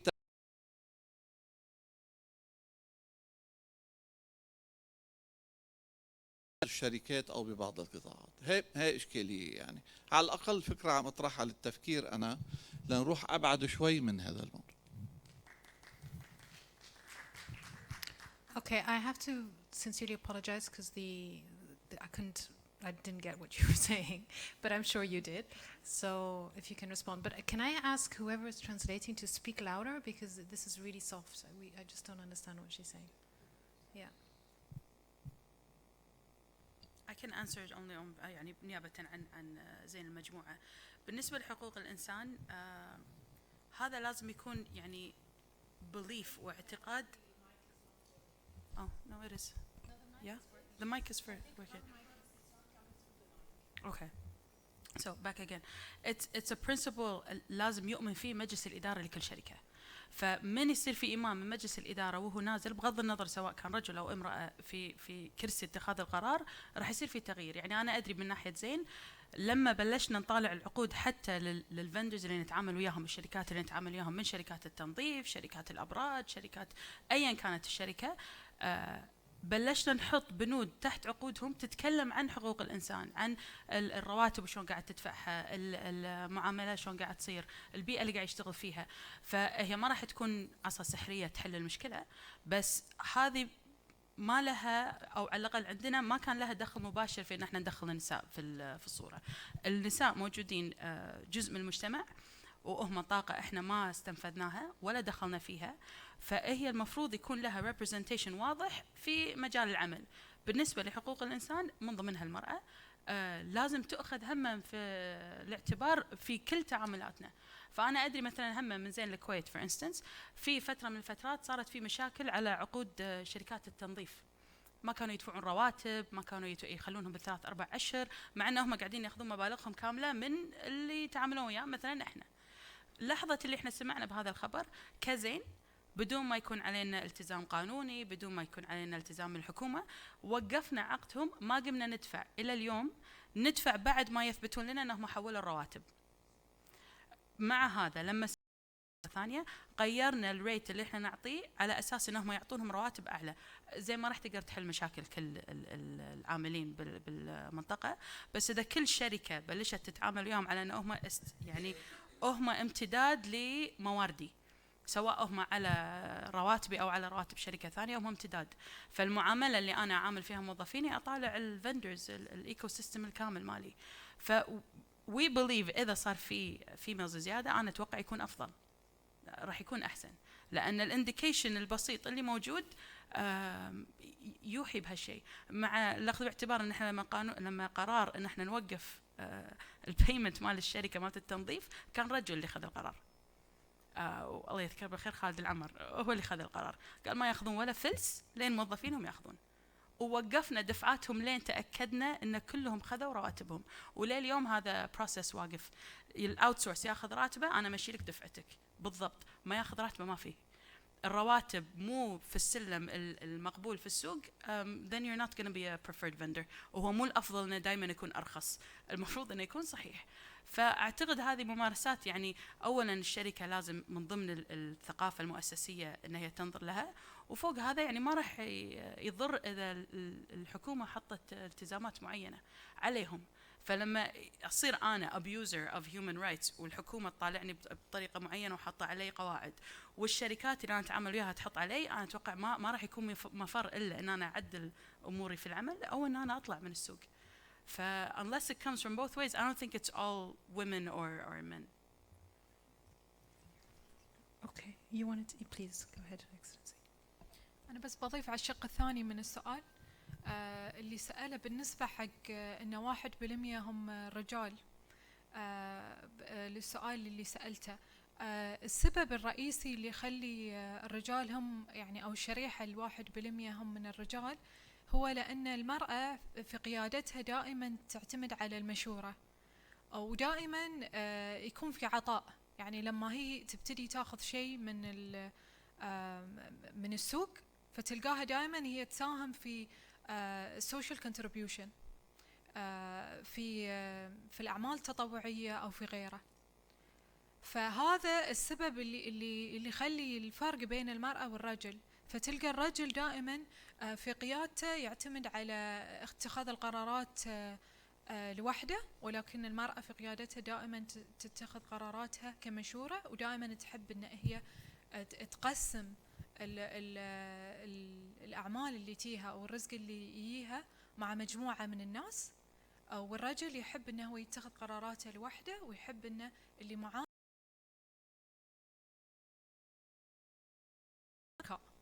فهاي الفرق بين القيادة للمرأة والرجل. فإذا جينا من ناحية أن لما عدد أكبر من النساء راح يكونون في مجموعة القادة، هم في كثير من النساء في مجموعة القادة، ولكن لما يوصلون هاي المرحلة يبتدون أن يوزعون الثروات، فبتكون يعني في توزيع عادل في المجتمع. فهذه الشيء الجميل اللي ممكن يعدل في المعادلة نفسها، ان اذا عدد اكبر من النساء راح يكونون يتخذون القرار، فراح يكون في توزيع اكبر بالنسبة حق الثروات. هي مو مسألة ان الواحد يوصل الى 1%، تلقى نفس المهام اللي هي قاعد تقوم فيها، ولكن عدد الناس اللي يكونون مشاركين في القرار راح يكونون بشكل اكبر. فهذه الملاحظة اللي أنا لاحظتها. ودائما لو تلاحظ سيدات الأعمال لما يشاركون في شيء تلقى يكون عندهم social contributions أكبر، ونادر جدا ما تلقى أن الرجال الأعمال أن يساهمون بالعدد اللي يساهمون فيه النساء، وهذه غريزة بشرية يعني. شكرا. Thank you so much. Did you want to speak to this issue? I think I sort of grasped what you were saying more or less now, and these are really important points, actually. No, I mean, yes, definitely tell me later as well. But just to speak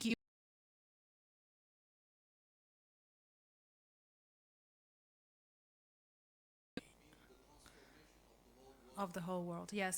And I think you know also when I heard your response, it's really about companies, but also the public sector being able to support women in accessing procurement, looking at procurement policies as well, but also that also then propel their business, but also looking at the supply chain and the market and the corporate social responsibility programs. On the 1%, I think we can have a conversation later because I have my own thoughts, which I won't discuss now either. Because we only have 10 minutes, and I just wanted to see if there's any further questions. Yes. Is there anyone else that hasn't spoken yet? Yes. Maybe if you can go there, and then when we have time, we'll come back to you.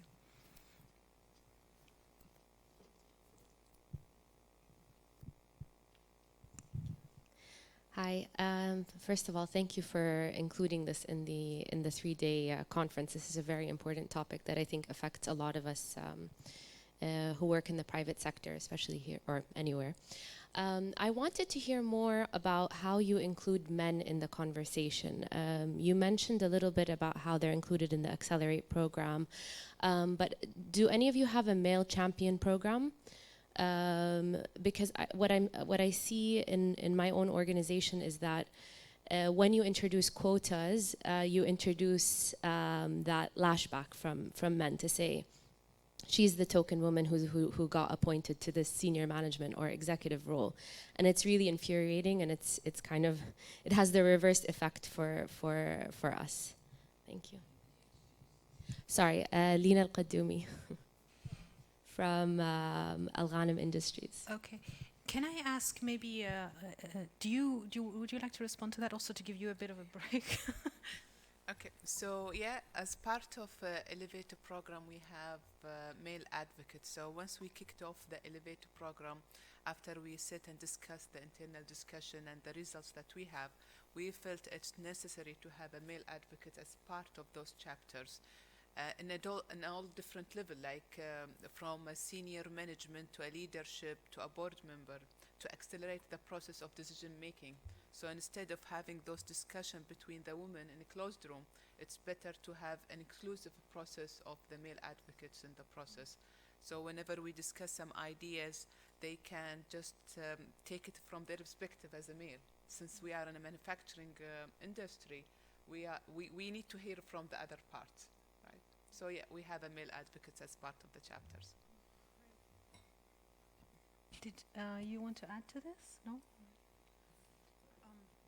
So from our experience, what we did is when we started off with the WE, and it was an acronym for Women Empowerment, it was all females on that group, because we wanted to hear their point of view of how they believe the organization is behaving towards women. A year later, we had decided only for Zain Kuwait. Now, this wasn't a decision for across OPCOs, but because we felt that our issues are not as deep-rooted as maybe some of the others, and ours were, to some extent, just related to some procedural stuff that we did, and because it started to alienate some of the men from the program, so we up and we became sponsors. The sponsor for the we call them, we don't call them champions, we call them ambassadors. The sponsor was our CTO, so it was a male, our chief technical officer. Basically, the biggest function that doesn't really hire women. So he was the sponsor of it. Then we injected an equal number of male ambassadors, and those ambassadors were picked from across the board. Those are those that wanted to be part of it, and those that were, in most cases, maybe bad-mouthing it to some extent, because we wanted to know why did it feel so wrong for them. We wanted to make sure that when we were doing something, we did not alienate, I mean, at that point in time, like, 82% of the company. That's the last thing we want to do. If we're talking about we want to be inclusive and we want to be diverse, let's not kick 80% out of the discussion, bring them on board. And actually what happened is it became more enriched. The perspective of any initiative that we were doing became to the table that maybe wasn't that obvious before. We started to see things from their point of view, and then adding the two together, and in this table they were on equal level from across the board, so whether they were team members or team leads or department managers, bringing them together in one room and coming up with initiatives on how they believe we can tackle inclusion and how they believe we can tackle diversity was very enriching. It actually brought more, because now you have the other side talking about these initiatives that are no longer we as in we empowerment, but we as in all of us. So it's been a working progress, and it has to be in milestones. And depending on how big the gap is, we could have extended only females as women ambassadors, or we could have shortened it. So we decided to do it a year later, after we felt that we've made enough noise for people to understand that we fixed the basics. We're sure that we hire appropriately. We don't have these unconscious biases. We fixed that. Now let's move on into creating further change in the organization. Thank you. We have time for one last question, Dr. Fadia.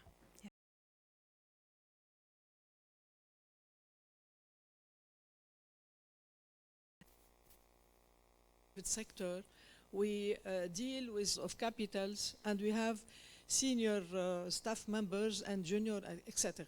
To which extent the corporate social responsibility is shared between the owners and the senior staff members? Because when we speak about being friendly with women, it may be a matter of marketing as well. To which extent is it, it would be a personal commitment of people, being owners or staff members? Who would like to respond to that question? Yes, go ahead. Yeah, for us in Kuwait, we have the support started. So we had the support from up, down to the let's say middle leadership. So it's always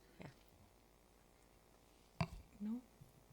Each time, and to thank very much the panelists for this around some really good practices, what the business is contributing, and extending their contribution to the SDGs and the 2030 agenda. We heard around some of the sensitivity, but also as you know, it's also about now looking at external projection, creating jobs, and making sure that also there's the gender responsiveness and sensitivity to really make sure that this transformation happens, and also to ensure that you know, of course, from a women's rights and empowerment perspective, that we achieve the SDGs and the SDG 5.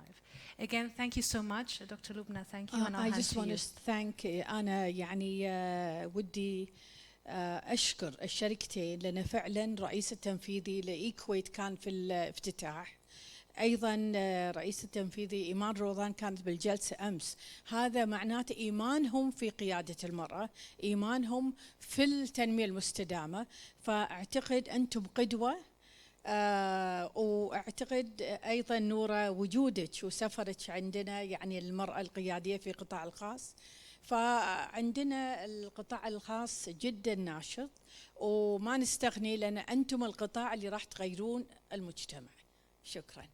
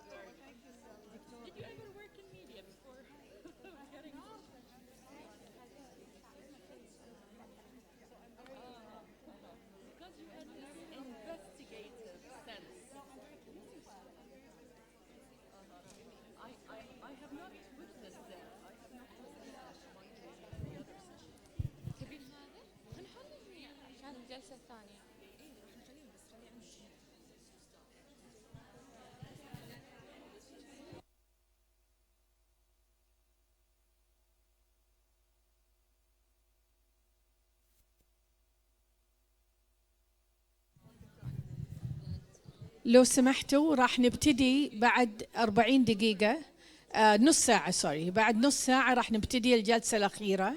وجماعة زين أيضا لنا عندنا wrap up إذا في أحد من طرفكم إذا أنتم ما راح تكونوا موجودين to give us recommendations or some things to include in the future roadmap. Thank you.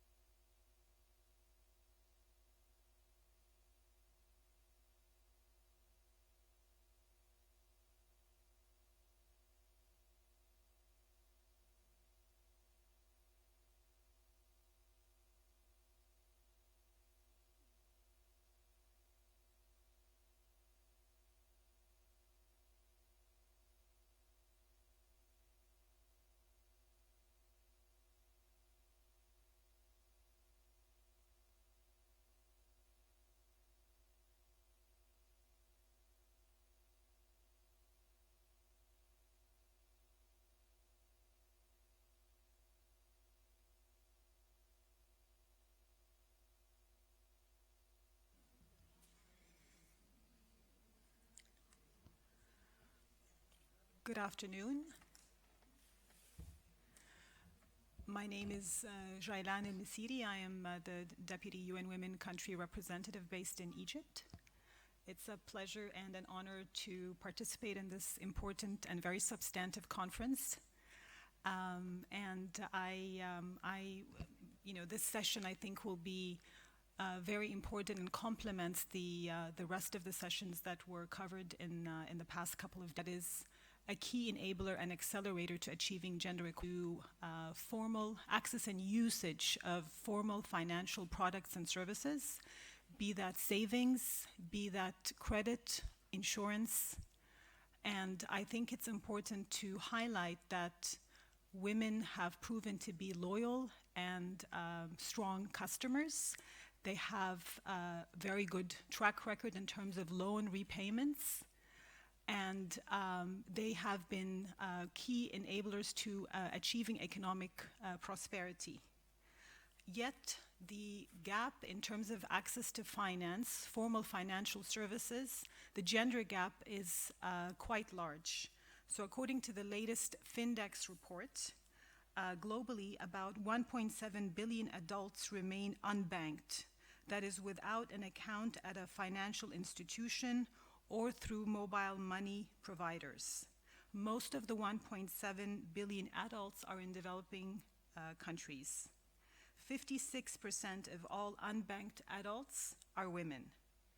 So today's session, we wanted to discuss some of the barriers to addressing women's access to finance, be those supply-side barriers from the perspective of banks, know your customer, from the perspective of central banks, so the regulators, as well as also demand-side barriers from the perspective of women. We know that women often prefer informal financial services. And there's a reason for that. That has to do perhaps with their the way they save. We know that women, for instance, tend to save for a purpose, and they save and they use their savings to address risks. They're more likely to use those savings at times of risk rather than to borrow money again. And we know that women tend to use their savings also to benefit their family and their households, and to also use those savings towards medical expenses in terms of paying utility bills. So their income and those savings are central to household economies. So I think what we wanted to discuss today, which also builds on the session before us, is how financial inclusion is a key enabler to achieving gender equality in terms of supporting the accumulation of assets, in terms of supporting economic productivity and participation. So without further ado, I'd like to welcome our expert panelist, Tanya Musallam, from Group Chief Operations Officer and Advisor to EGM, Bank Med Lebanon. Unfortunately, our two other panel members have regretted, but fortunately we have plenty of time with Tanya, who has, from my brief conversation with her, tremendous experience in this area. So we hope to have a very engaging session with Tanya, but also with the audience. So I will start with your organization's approach to provide financially underserved households with formal financial system, or to support female micro, small, and medium enterprises to access quality financial services. If you could please describe your organization's approach to doing so, and what are some of the key learnings that you have come across? Thank you, Jelan. So I have the big responsibility of keeping you interested in the last session of the conference, I believe. So I'll do my best. I would like actually to draw a brief background to bring you to the kind of fell into the women empowerment world in 2010, when I was first invited by the IFC, which is part of the World Bank Group, to a conference held in Washington by the Financial Alliance for Women. Back then it used to be called the Global Banking Alliance for Women. And I must admit I was really struck by the fact that me as a senior banker, I had never, ever realized that there was any kind of bias in the banking sector. And it was a big eye-opener for me, because I realized back then that when we ask banks whether they serve properly women, 70% of them would say yes. However, when we ask the question to women, well, 70% would say no. And on my way back to Lebanon, because this is where I live, and I used to work in a different bank, not the Bank Med, in BLC Bank, I intended really to do something, and I was a bit lost because I was the only senior banker female in the bank, and I needed to really convince my peers about how to do it, about doing it, and I really presenting it in the proper way to really motivate them to come on board. And as a matter of fact, it wasn't easy. When I really opened the subject, they said, why women? Well, we serve women, the expected answer. And I said, fine, so let's work on SMEs and look at the sub-segment that is women. So that was actually the trick to entering into the subject. And I believe most financial organ personal experience. And when we went on the ground and started asking women why they think they're not properly served, we really understood what were their expectations. So basically they found banking pretentious. They felt that they were not taken seriously. They found it complex. They couldn't understand most of the financial jargon. They didn't have time to bank because, I mean, we mentioned in the morning the double burden, the unpaid care, and I mean, most often they are alone in their company, so if they wanted to bank, they have to close the business and go to the bank in working hours. So they were really facing many, many challenges, among which inability to network, not having access to markets, and they've really put on the table those challenges. So to really answer their needs, we had to develop a program that was based on 4 key pillars. These pillars actually, the first pillar is obviously having proper financial products. In this part of the world, at least, women do not own assets as much as men because of sometimes laws, discriminatory laws, some other times because of culture, because families prefer to transmit real estate assets to men versus women, and this actually becomes a hindrance and an obstacle for them to access finance because we know that banks seek collateral actually to secure the loans. So the financial services should take into account those to be other types of assets than real estate.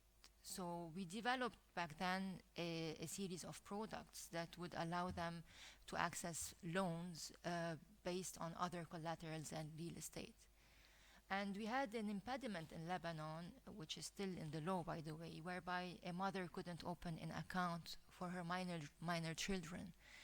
And we find as well a way through the fiduciary law in Lebanon, so it was a window that allowed us to help through fiduciary accounts. So we had to develop a series of financial products to cater for their needs. So the second pillar is an essential pillar and complements the first one, and is the non-financial services. They mentioned how difficult it was, so we had to simplify the file, and we had to really service them in a different way. We have to give them access to 24/7 banking because they didn't have time, but mostly we have put in place training sessions to educate them about finance, how to calculate the interest rates, what type of loans are adapted to her needs, how to deal with the banker, as networking sessions. Because in this part of the world, it's sometimes frowned upon to see women networking with men, and they need to open the conversation, business conversation with other people, actually for mentoring purposes, for opening markets, and all other reasons. So in the non-financial services, we introduced learning, networking, experts, mentoring, and all other types of non-financial needs she could think of. Now, the third pillar, and maybe I should have started with this one, is an internal diversity and inclusion program. So maybe the UN Women team will be happy to learn that BLC was the first bank in the MENA region to sign the women empowerment principles of the UN.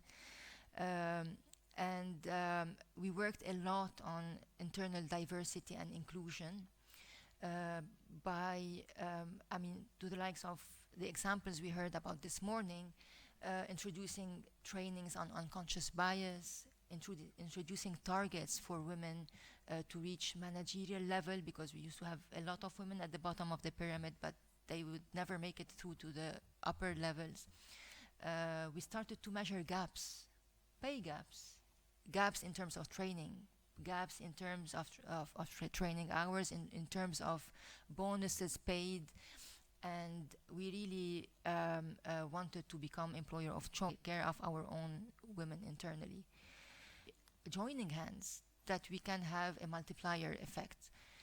So what we have built our corporate social responsibility axis around the women space. So we partnered with NGOs who provide mental time back by coaching other women entrepreneurs, or teaching them or training them. We've partnered with the Central Bank of Lebanon to introduce women inclusive regulations, and basically this really started a conversation about women. It was back in 2012, and by the way, the program was named as well We Initiative, same as Zain this morning, coincidentally. So this program actually led me to join an international NGO, which is called the Financial Alliance for Women, an NGO based in New York, and that used to gather initially banks from all around the world. And the purpose of these banks is to actually deliver, among other things, women's programs, and they would share best practices transparently because they don't compete. And it really is a fantastic learning forum. If you chair of this alliance, and I've chaired it for 4 years and stepped down in June after serving for 2 mandates. And while I was chairing this alliance, I realized that to really empower women, we cannot only focus on banks, and we really need to provide them with insurance coverage. It's part of economic empowerment. If that doesn't insure her business, her children, there would be something missing.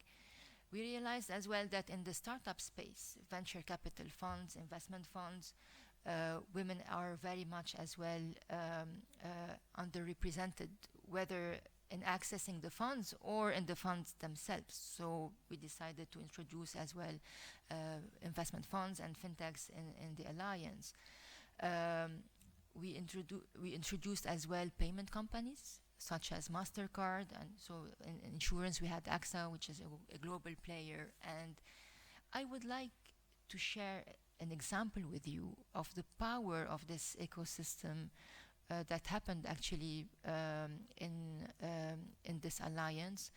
It's an example about Africa, whereby Unilever partnered with MasterCard and local banks to actually deliver a win-win-win situation that I will describe. They looked at shops and shop owners who actually are mostly female, and they were suffering actually from accessing finance. So they could only buy enough inventory to sell with their own funds, and they couldn't access any working capital funding. So they've put together the data of the POS machines and took these from MasterCard. The data from Unilever, because I mean they are the supplier of these shops, so that they would know how much of a good payer those shops are. And they compiled a kind of scoring about these shops to actually figure out their credit worthiness, based on which banks extended loans based on these cash flows. So what really happened is that those shops accessed a loan and they could increase the inventory. So clients were happy, they had more access to products. The shops were happy, their turnover increased. MasterCard were happy because they could penetrate a market they couldn't penetrate otherwise. So I will never insist enough on the importance of the ecosystem play. So what I mentioned about the 4 pillars is basically the recipe for success for any financial institutions wanting to really access women properly, because a financial product is not enough. It takes much more actually to succeed in this space, and this has been actually seen among all the members of the alliance. So this is, in a nutshell, the 4 pillars I will always insist on.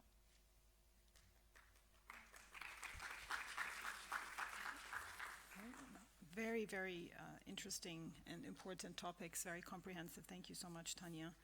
I think it's interesting what you mentioned about a few years ago, the idea of financial inclusion was seen more from a moral or social obligation.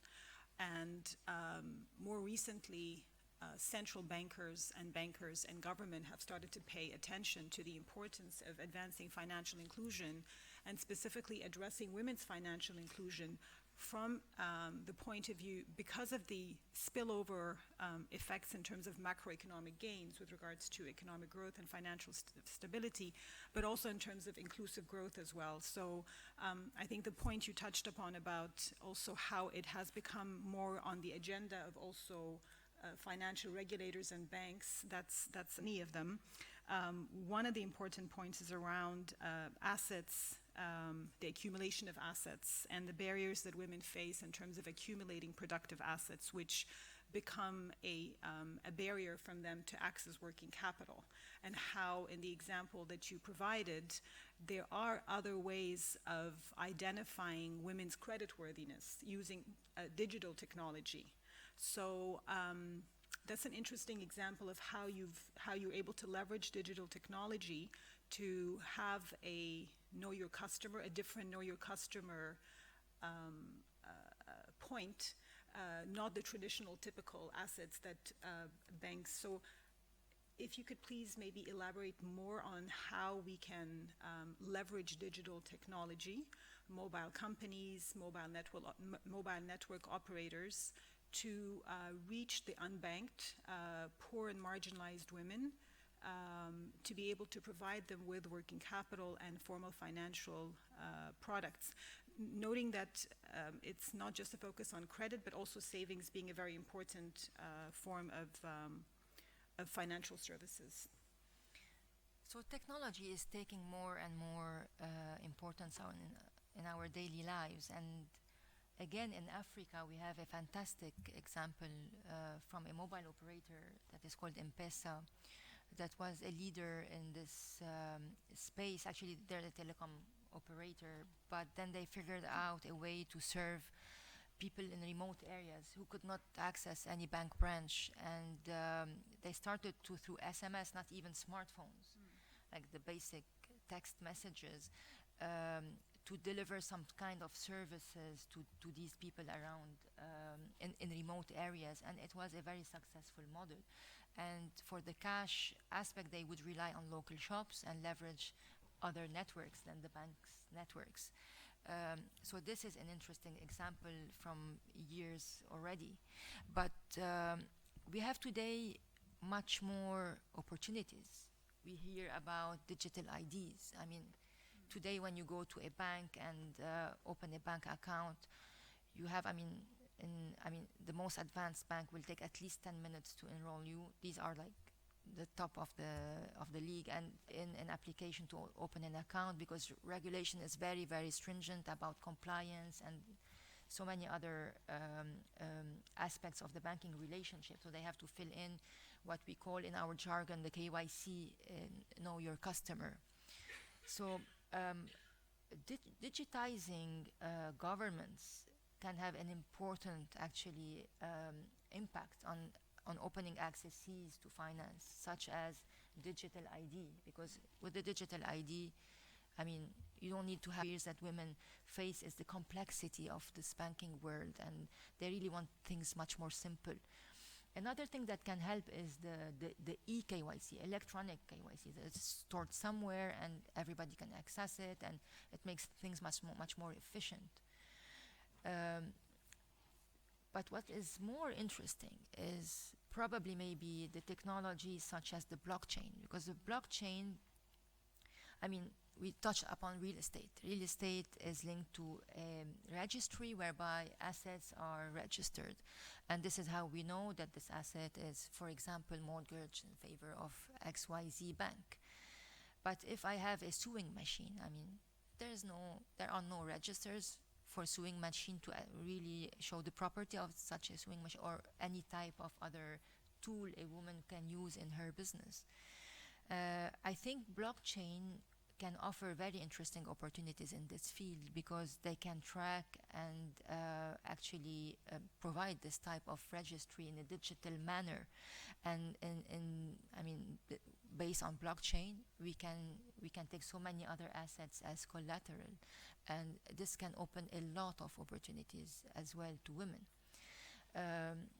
Now, touching upon maybe the learning aspect of it, as simple as a Facebook page or an app on the mobile, a lot of learning programs are already happening on mobile apps, and we have examples in the Financial Alliance for Women Network, for example, in Palestine, Bank of Palestine, who are delivering MBA programs or training sessions through mobile apps. So definitely technology is a huge enabler, but it is as well a very big threat for women at the same time. And I would really like us to discuss this, if you don't mind, because it's something that that is bugging me more and more, because today we don't see enough women in the technology fields. I'm happy we're in a university, so I would like really to know if we have women in the tech field in this room. Fantastic. I have one hand. So I mean, last year my daughter she got her baccalaureate. She was in the scientific section, and 50% of her class were women. And then she moved to university. I was looking at the statistics, and only 20% of tech fields. So the absence of women in STEM fields is a big issue, STEM, engineering and math. It's a big issue because this is what is driving the future. It is a big issue as well because coders of today are men. They are writing the codes that will run the world tomorrow. And I mean, it's not even tomorrow, it's today. Amazon, for example, stopped using an algorithm, a recruitment algorithm, because it was sexist. It would eliminate women for some reason. Who wrote this algorithm? I mean, I'm sure it's not a woman, right? So if women do not step into the space, we will be left behind. And I mean, there is an urgency to act because this is not tomorrow. This is already today. Another example that happened like 2 days ago. The New York State started an investigation on the Apple card. I'm not sure whether you heard about it. Well, there were those women complaining about the cards limit they got in the Apple card, and they got, in many instances, 10 times or 20 times less credit limits than men who had a lower credit score. So, I mean, how can this happen in New York on an Apple card? They've started an investigation on this, and it seems the algorithm is as well, sexist algorithm. I mean, the press is saying it, I'm not saying it. So basically, technology is a great enabler, but it is a huge threat. And if we don't act immediately, we're likely to hard code in machine learning and artificial intelligence all the biases that we're discussing today, and it would be a pity. So this is my take on technology.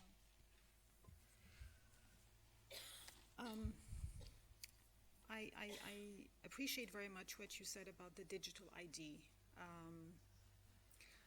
as a way to facilitate credit worthiness of women. Sorry, because I always feel like I sound too loud. No, I was mentioning about the idea of digital IDs. One of the main barriers to women's access to formal financial services is around the proof of ID and the proof of residence. In the context of Egypt, where I work, many women lack national identification cards. Without those national identification cards, they cannot access basic government services. They certainly cannot open bank accounts. So it's very interesting the point you mentioned around digital IDs as a way to also facilitate women's access to credit worthiness. You also touched around the issues of technology being an enabler to women's access to finance. However, I am aware, of course, that there's a lot of concern around consumer protection from central bankers. So that's a whole different discussion that I think will take us beyond our time. But it is a very important point to touch upon. Obviously, the point you mentioned about STEM, absolutely right. I'm very interested to ask also in the room about how many here, for instance, have used their mobile phones to do mobile payments? Okay. Okay. So we have maybe, I would say, 1/5 of the room. One fifth of the room have used mobile payments to either, do payments or transfer. Yeah, and I think that obviously saves you time. So I think if you think about how having greater access to mobile payments, e-wallets, for example, as a way to access formal financial services, conduct financial transactions, and especially for poorer women, time is really of the essence. They're time poor, as they say, so it's even more important to be able to give them that opportunity. A phone doesn't necessarily mean that you'll be able to use financial services through her phone. So I think we need to also touch upon that. So my second question really is about financial awareness and financial literacy, which is a major barrier on the demand side for women, for example. And how can we structure our financial literacy and financial awareness programs to be able to cater to women, and especially poor and marginalized women? And just your thoughts on that. Well, I think at this level, again, it has to be an ecosystem play. It starts at schools, actually, I believe. So, I mean, financial literacy should be, in my opinion, part of the curriculum of schools. If not of schools per se, they should encourage all students actually to learn about these types of, who doesn't need a bank? So it has to be part of the education program of schools. And the second thing is there is a responsibility as well on the private sector. Banks, for example, have ran in many instances, and among our bank members in Financial Alliance for Women, most of them run actually education programs. It can be from the basics of, what is a bank account, how to save money, to much more complex financial literacy. And these are needed, not only by women.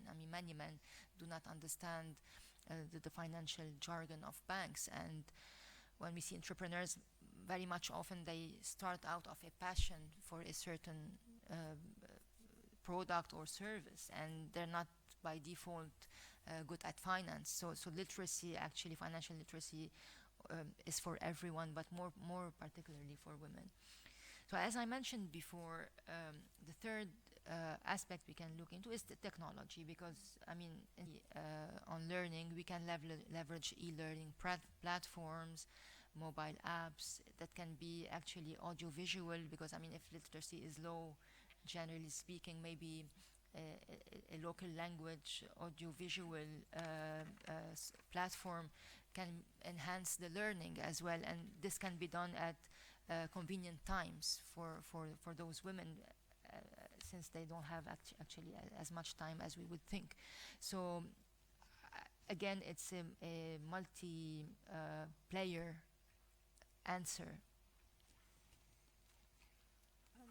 Can I also ask you to elaborate, because you mentioned around some of that you have developed financial products. Yes. So I was interested to know more around the specificities around those financial products, and were they developed with women at the center? Was it a discussion that involved sitting with women, listening to their, for instance, needs, and how did you develop those products? So basically, it's again back to basics, because if you think that all the products that you have already serve women and they don't, it means that you're missing on something, and you have to listen to their pain points and come out with solutions. So all the products I had developed in the program, I've developed them with women in mind, but I have never went to positive discrimination. And that was, by the way, a very interesting aspect. I realized when discussing with women, they do not want positive discrimination. They told me, I don't want a better interest rate. I don't want the way you would treat men. I want you to look at me and not ask for the guarantee of my husband or of my father without looking at the creditworthiness of my business.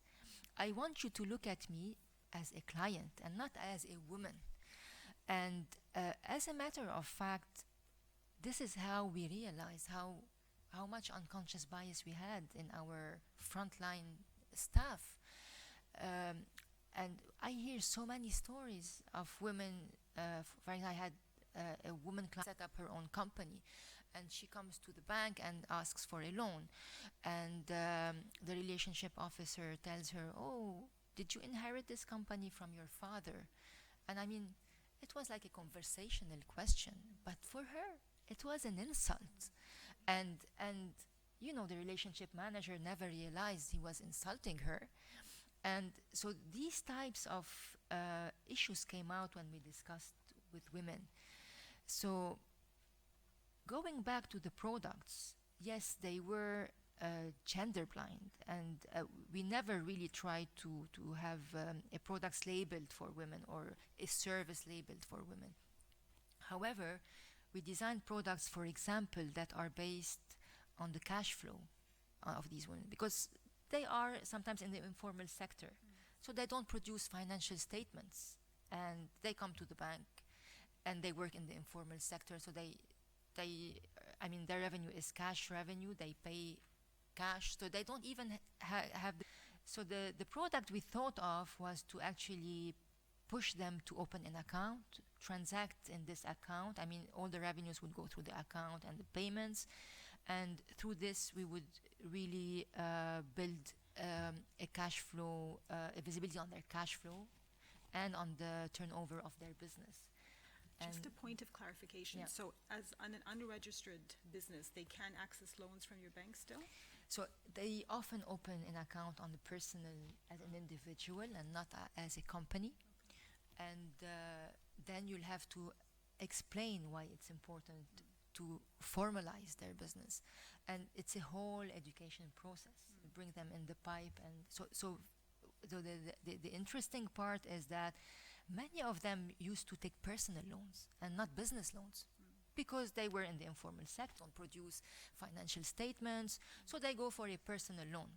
but personal loans are so much more expensive, and they don't serve the needs of these women, because sometimes they need just working capital needs with revolving lines, and personal loans are installment type of loans. So we discovered so many things we would have never discovered hadn't we started the conversation with them. So this is an example of a product that we had launched that is based on the cash flow, and after a few months she would be eligible actually to access the loan. But again, we would offer her in parallel education, training, mentoring, access to markets, and this is how they end up growing. But the other point we realized as well is that they were hiding. Women in business were hiding. One of them is a very successful one, by the way. She has like a 6 million, in Lebanon, it's, among the large companies, she had a $6 million net profit on her bottom line. And I told her, I realized that we need to put in the limelight successful women and showcase them on our website, because we need role models. We need to show that successful business women can be mothers, can be good wives, and why don't you actually, why don't I do an interview with you and put you on the website? She said, no. I said, why? She said, I'm having enough trouble with my husband. He's not really digesting my business success, and I don't want to rub it in. I'd rather stay in the shadow and do my business quietly.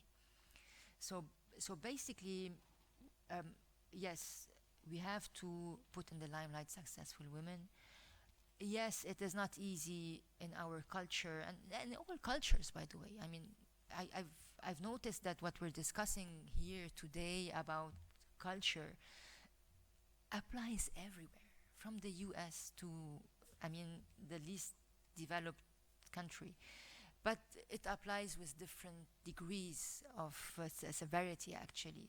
So, yes, I think, among other things, we have to promote role models and successful women to entice younger generations to open up their businesses and to become entrepreneurs, and really realize that can have a part-time entrepreneurs. So they only, give like 20 hours a week to their business.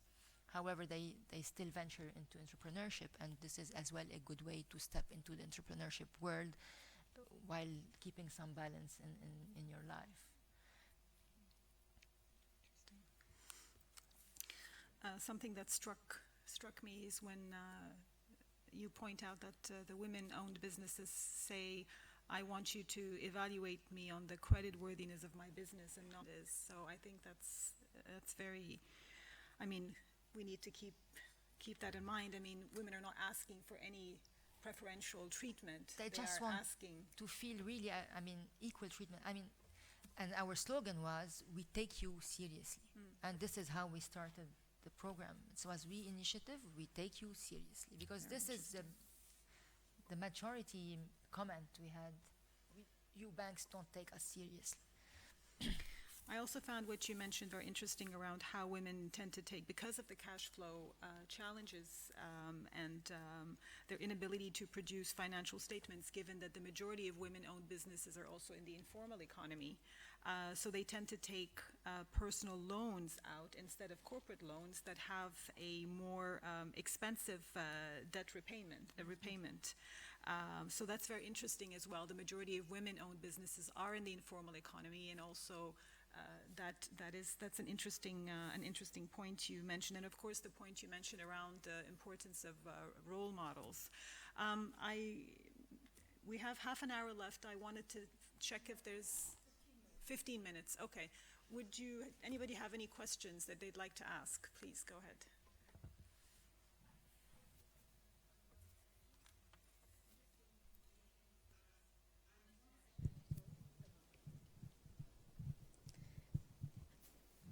Most of my question were covered by your questions, and I think it was really interesting information. And you just mentioned something very nice, that the coder are mostly male. And I think this is the things that happen also in the bank sector. Who design the financial services or financial services are male. So mostly it is difficult for women to understand these services or to act with it, with these services. So I think one of the things that we have to do in the bank sector is you need a woman designer for the bank services. It's financial aspects, really, and because it is they are clever women. They are very clever women, but when they are coming to the financial, it is very difficult procedures from the bank, and I think because this is designed by the male mind. So I think if you want to facilitate the services for women, we have to design it by, it should be designed by a woman, and to understand what is the mind. And as you said, don't see my relative fathers or my husband, just see me and how can I contribute or to do my business by myself. And so I think there should be a way, a simple way to the woman to understand how she can act with her financial path or her problem or the things that she should deal with in her project, because it is not giving only money, it is to understand all these procedures. And I just have a question. I know a lot of women have the things that some of the women have a great social initiative, but they cannot find the financial support. So how can the bank give her this support, knowing that it is mostly is non-profit? She's not getting any profit from that, but she's wanting to do something had a good value for the community, for her community. Hi, Basma Al-Qassar from WMF. My question to Stania, regarding the transformation that you created within your bank to basically towards the end to have more female clients and support more clients that are women. So from what you explained, there was a lot of time and resources invested from the bank into reaching your goals. Now, my question is, how did you get the buy-in of the people inside the bank? Was it through research and numbers to show that if we did all this work, we will get more, increase our revenues or profit? Or was it corporate governance or something else that, you know, we may, maybe something new that you used to help your bank go through this cultural and transformational change? Any more questions before we ask Anya to respond? Okay, so to your point, yes, I think we should have women across the board. Because we cannot have only men designing products and services for 100% of the population, whereas 50% are women, and we should have the perspective of women on the table. And the point of simplicity that you mentioned is a key point, because I mean today any consumer would ask for simplicity, more so women, for many reasons, one of which is time constraint. And the work we try to do is actually to have a gender balance in the bank, dominated or female dominated, and I mean even in HR where we only have women, I've just recruited a man. So we need balance both ways basically, and a representation both ways. But what you're saying gets more tricky, for example, in investment funds. Because investment committees in investment funds are usually very much male dominated, and when they come to listen to startup ideas presented by women, very often they don't understand them. So women actually come out with ideas based on their daily pain points. For example, we had a startup in Lebanon that has developed an idea whereby she would put nannies that can take care of children in touch with mothers, and she developed a platform for that with ratings, etc. Because I mean, the core of this is trust, of course. And she went to the investment committee of an investment fund, and they dismissed the idea. And I mean, she developed it, and it became very successful. So they were having hard time understanding. So yes, to your point, we need more women to design and as well to understand the business models and the way they work. About funding NGOs, I'm not sure how it happens in this part, I mean in Kuwait or other parts of the GCC, but I can tell you that in Lebanon, banks do not like very much funding NGOs because NGOs are not for profit usually. However, there is a new trend today, and I think I would encourage all NGOs to consider this trend, which is social entrepreneurship. So it's like a company that is for profit. However, the funds are reinvested to pursue the success finance than NGOs, basically. So NGOs rely maybe more on donations or multilateral funding in some cases. Did I answer your question? Okay. Yeah. So I can add to the point you just raised, and if you allow me, I'll just take a couple of minutes to tell my story. So WMF is the company that I started in 2017. WMF stands for Women Mentor Forum. In 2016, it was a personal initiative. It was my personal CSR. That I did, that I funded myself, and I volunteered, and I brought a volunteering team. Now, because the demand grew for what I was offering, and because I found that it was very difficult to fund through sponsorships, I said, forget about it. You know what? I need people to respect what I'm doing, so I'm going to start a company. So I registered WMF as a company, and I didn't even register enterprise. But it's a business. Yeah. I offer services to support women in the private sector, mentorship programs, workshops, networking events, but it's paid for. And the results are the same. I'm still offering the opportunities that women are looking for, but at the same time, I'm not going around trying to seek sponsorship.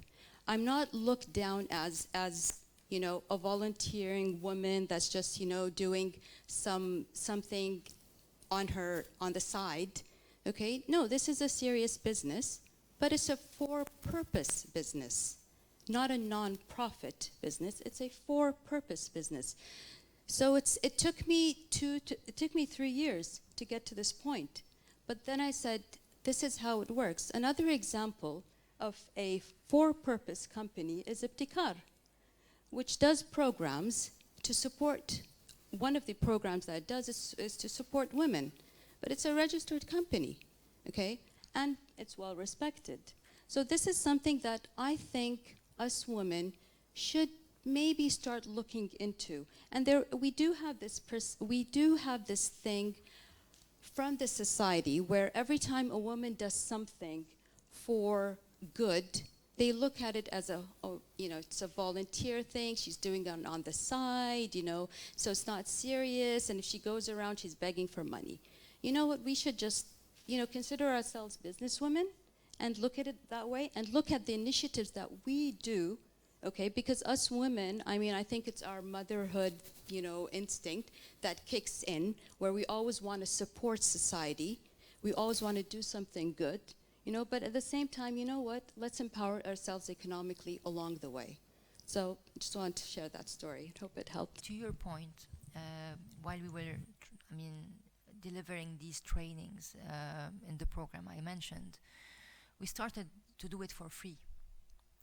And people would cancel last minute, they wouldn't come. I mean, they didn't value it. We started to have them pay, just to cover the cost. I mean, we didn't want to make money out of it. And the minute they started to pay, they valued it. So I think any service should be paid for. And it triggers another aspect of the discussion, which is the sustainability. Because, I mean, if you cannot cover your costs, so how long can you keep on delivering whatever good service you're delivering to the community? So sustainability, that's why I think social entrepreneurship is something we should look at, because it tackles both these aspects, to your point. So I'm going to answer now your question. And I think it's a very interesting question, and I didn't want actually to end the session without touching on this point. Yes, it is difficult in companies today to convince management that it's a good business. And guess why? Because we don't have actually to look into the women in business in Lebanon. I had no data about how many women entrepreneurs we had. I mean, for God's sake, women are 50% of the population, and we don't know how many of them own companies. I mean, it's nonsense. So data is a key aspect of any enabling and empowering we want to do at all levels, be it governmental, be it anything.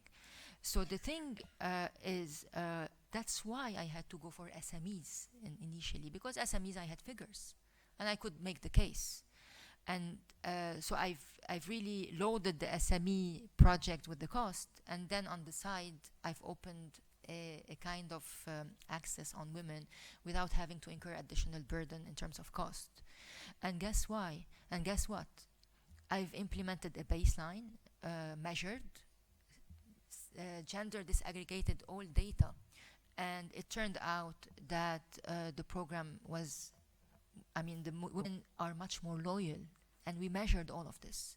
And by the way, one of the conditions of any member in the Financial Alliance for Women is to produce gender disaggregated data. And on an aggregate level, we realized that women's portfolio grow between 25 to 40% faster than men's portfolio. About 25% faster for loans and 40% faster for deposits, because they like to save money for bad times. They like to save money to educate their children.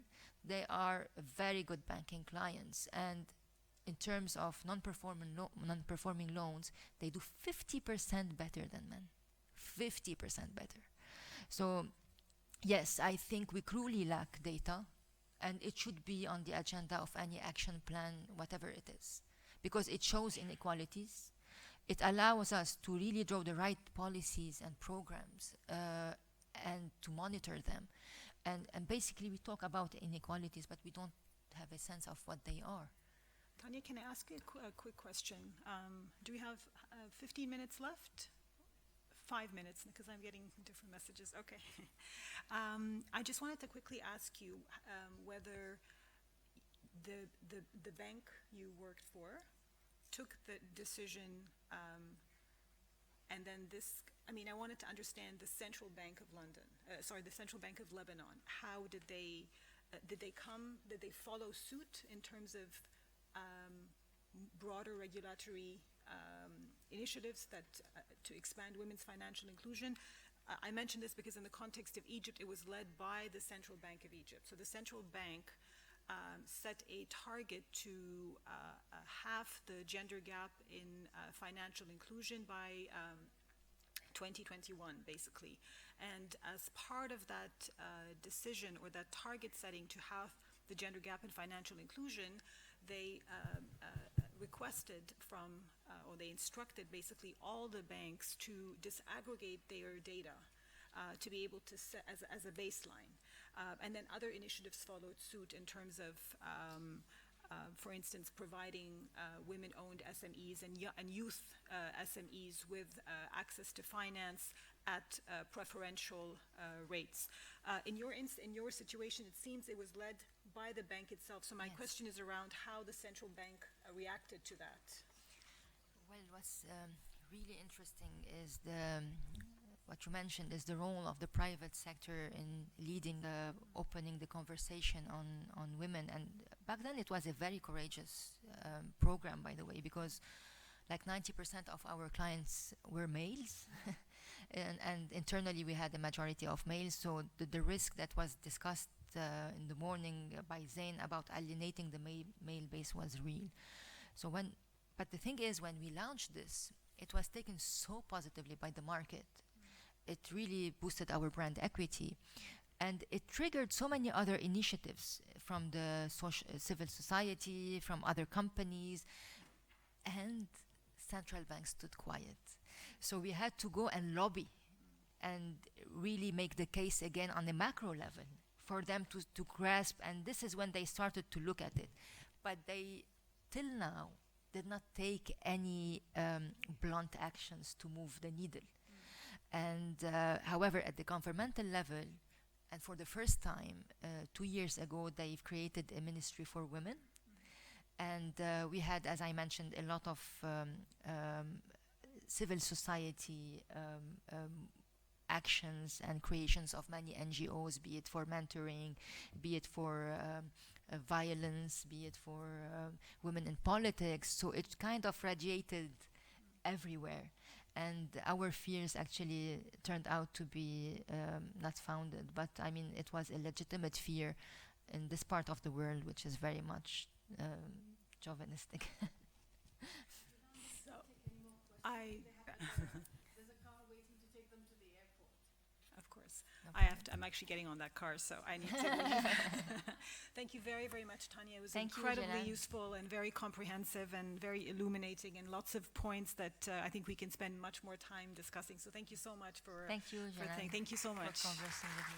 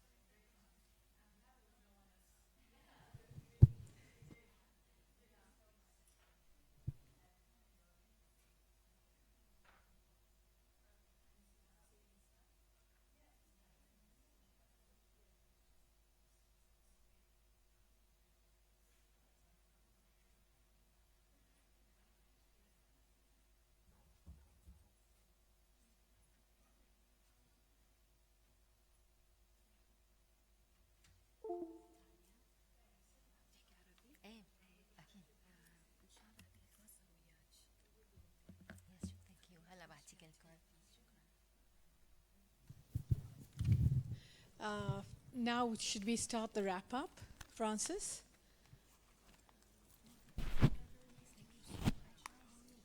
Yeah, please.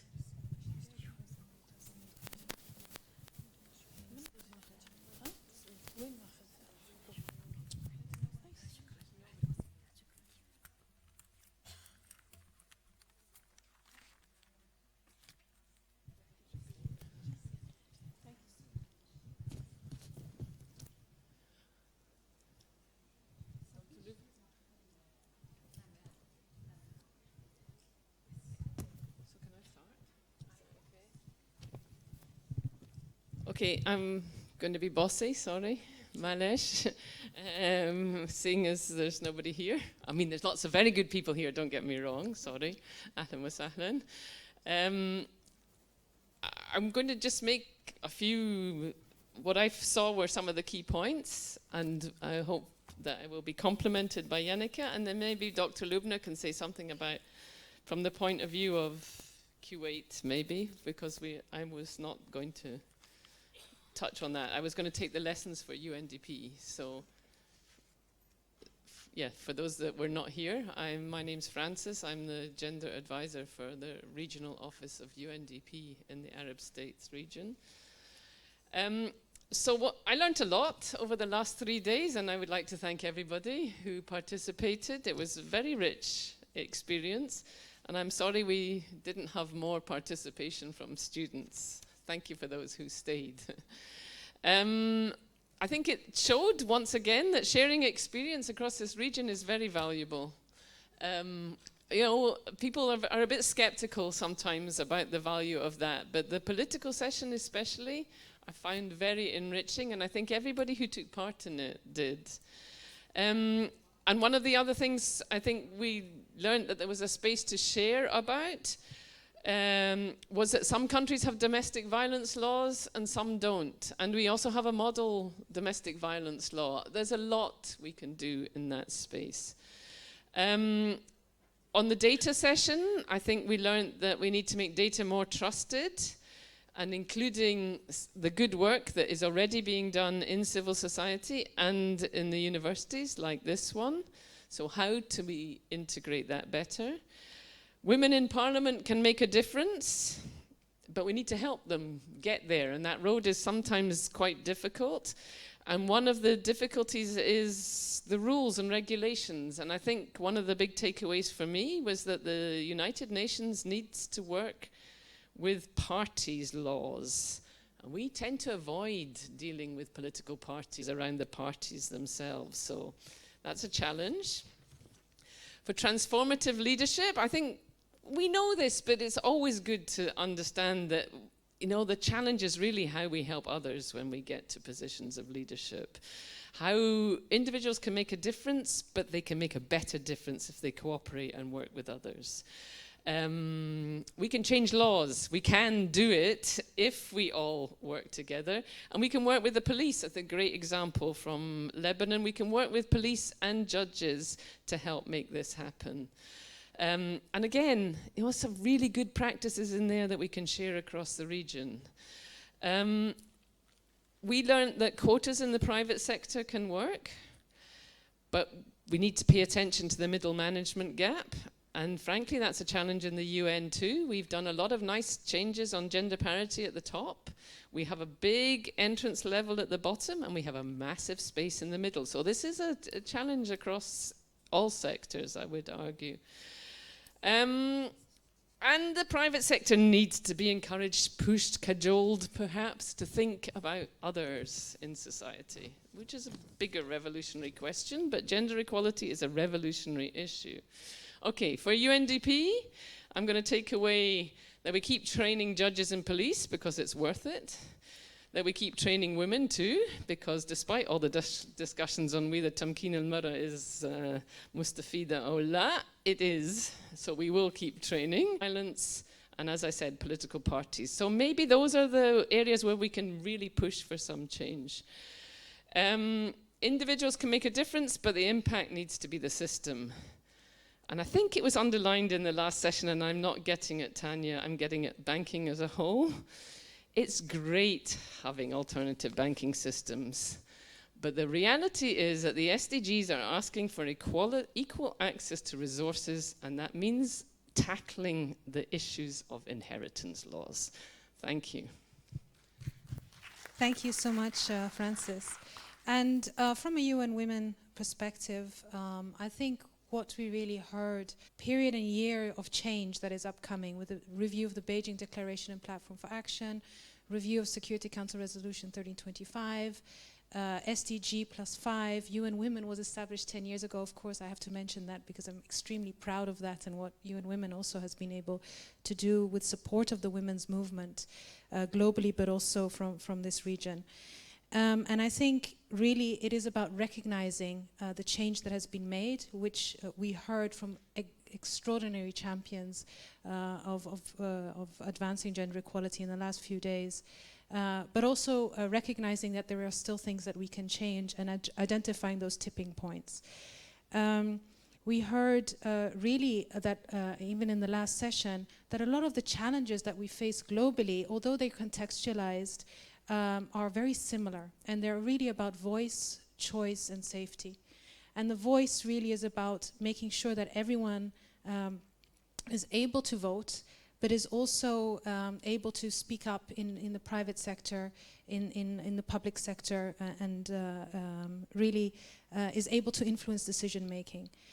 Choice really about being able to access opportunities, education, opportunities for jobs, opportunities in every sector, to be able to gain that equality with men. And of course, safety is about ending violence against women, but also other forms of safety when we speak about conflict.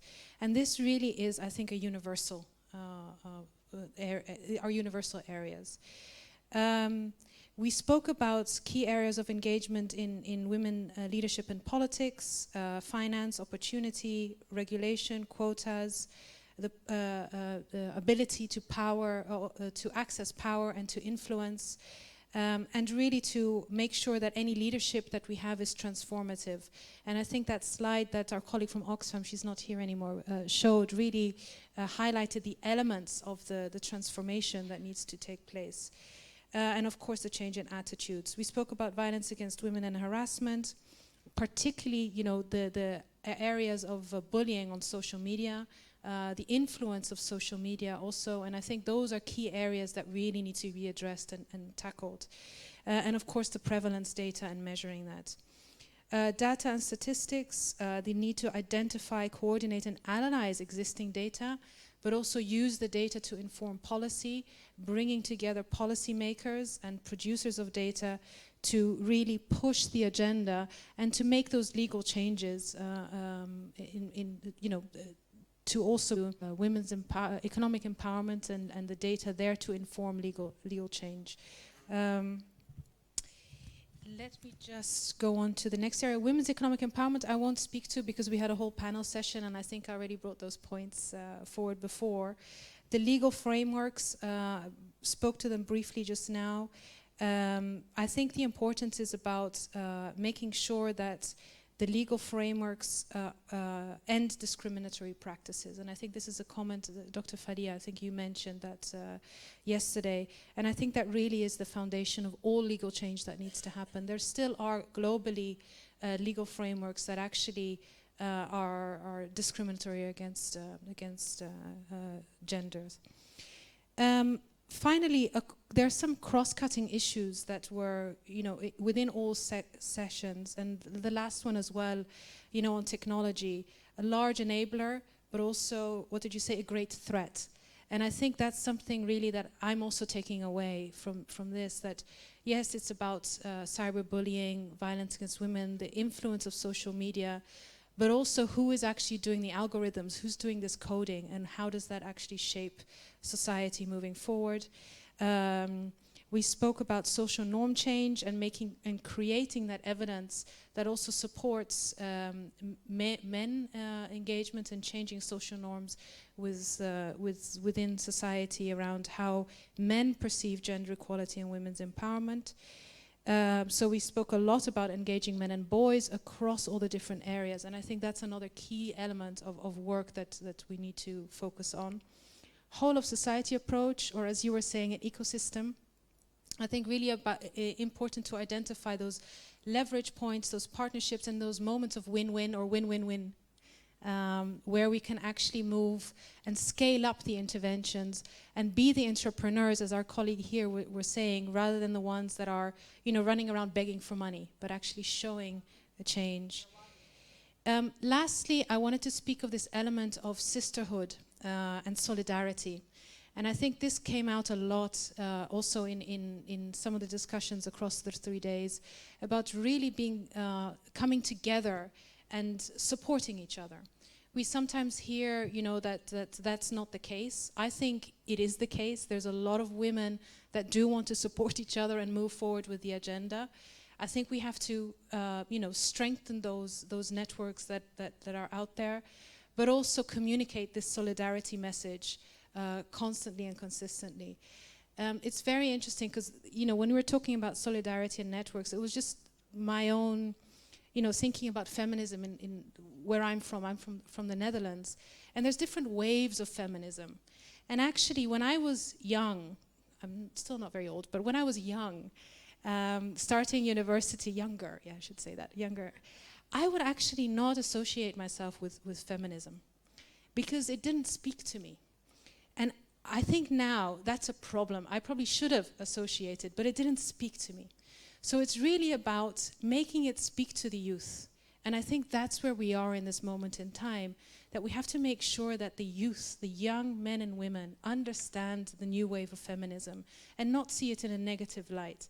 And I think that really is something that we should take forward. And as UN Women, we are actually taking forward globally in the region, and hopefully also we can work with Kuwait around that. So key takeaways from us are basically to work on all these areas. Clearly, as UN Women, we are, the UN Agency on Gender Equality, so it's very difficult for us to prioritize. But I think working on the WEPs, engaging private sector is crucial. The youth, the research on engaging men and boys and changing social norms, political participation, but also looking at women, peace and security issues are fundamental in this region. So thank you so much, and thank you, Dr. Lubna, again. It's been fantastic for me. Thank you. So I will start with the women in political life. And I think we need to work on the voters, not just on women standing for election. And that is very important, to educate voters. And one way would be to have successful women parliamentarians, show what they have done, and also educate the voters to not bring back those who were against women, because they're against half of society. So I think voter education is something that should be on the agenda, because that's one way we can change who goes into parliament. We also need, if we talk about measuring SDG 5 and we want data, it should be in the same year. We have to agree across the region that when we're going to gather data, that it would be like when you go into UN ESQA, you would find some things that are in 2010, some in 2015, and it doesn't make it comparable. If we can agree across the MENA region to gather the data starting, let's say, 2020, and then keep it as a country or the region as a whole is doing. So we need to be more systematic on how we gather data. When we come to media really cross-cuts every area. Whether we talk about politics, we talk about violence, we talk about what Hadil Qazzaz was saying about reaching people in areas that have not been addressed, ordinary people. Here, media is very important, because media really is, social media enters every home. How can we educate people that operate in media, program, people that make the program, to reach the mindset of these people that women are important, women need to be supported, they are part of SDG 5. So we need to work on media, we need to work on voters, and like the last session, Tanya, thank you, we need the banks to join the Financial Alliance, and not just sign the web, but they would reach then women in the informal sector. In Kuwait, we don't have taxes, but there are lots of businesses in the informal sector. How can we get them? They will not only get more loans, but they will create jobs. So how do we educate these women in the informal sector to join the formal sector? And I think overall, what's very important is that we support each other and that we're working towards the same goals, no matter how differently. What we want is the MENA region to rise up in the ranking. Thank you.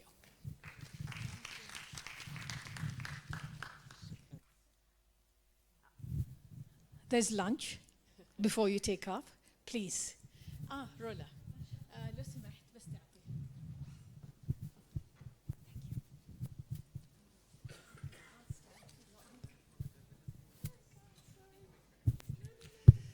مساء الخير، شكرا جزيلا. أنا متفقة مع كل النقاط اللي وردت على لسان فرانسيس ويانيكا. You don't have translation, so I have to speak in English? Okay, I will switch. Sorry, بعتذر, I have to speak in English. Okay, I really agree. No worries. It's okay. طيب. Okay, you will translate. طيب. كتير متفقة مع كل النقاط اللي وردت، بس بتمنى أزيد عليهم كم من شغلة لو سمحتوا، لأنه مش أحيانا ما كان عندنا فرصة بصراحة أن نقدم اقتراحات. فيما يتعلق بقانون الأحزاب ونظام تمويل الأحزاب، نعم إحنا بنتمنى يكون في انخراط في هذا الموضوع، وعملنا ورقة سياسات في شبكة البرلمانيات، ولكن الأهم من الاثنين هو قانون الانتخابات فرانسيس، كتير مهم أنه ينشغل عليه. فيما يتعلق بالتمويل، هلأ من الصعب أن يتم إنشاء صناديق محلية national fund، صندوق دولي مثلا من قبل اليو ان وومن بالتعاون مع اليو ان دي بي بالتعاون مع منظمات اخرى، ويكون متاح للنساء المرشحات في الوطن العربي اللي هم عندهم صعوبه في الوصول الى التمويل انه يساعدهم في تمويل حملاتهم الانتخابيه. بعرف انه هاي مشكله وصعبه و I know بس maybe we could reach a formula that will help do that يعني عموما، لانه التمويل funding is the biggest problem. الشغلة الثانية موضوع الإعلام اللي حكت عنه الدكتورة لبنى كتير مهم. إحنا بحاجة إلى المزيد من التدريب على رصد التحيز الجندري في وسائل الإعلام، وإحضار المؤسسات الإعلامية خصوصا الخاصة مش الحكومية إلى الطاولة من أجل الوصول إلى مواثيق شرف وسياسات تتبناها المؤسسات الخاصة في الإعلام، بحيث أنه نتغلب على التحيز الجندري في التغطية للقضايا، تحديدا القضايا السياسية، وكمان يكون عندهم سياسات متوازنة ما بين الجنسين داخل المؤسسات الإعلامية، لأنه حتجدوا أنه نسبة الإعلاميات السيدات في القاعدة بتوصل لحوالي 50%، ولكن في القمة ما بتتجاوز 5% في مؤسسات الإعلام العربية.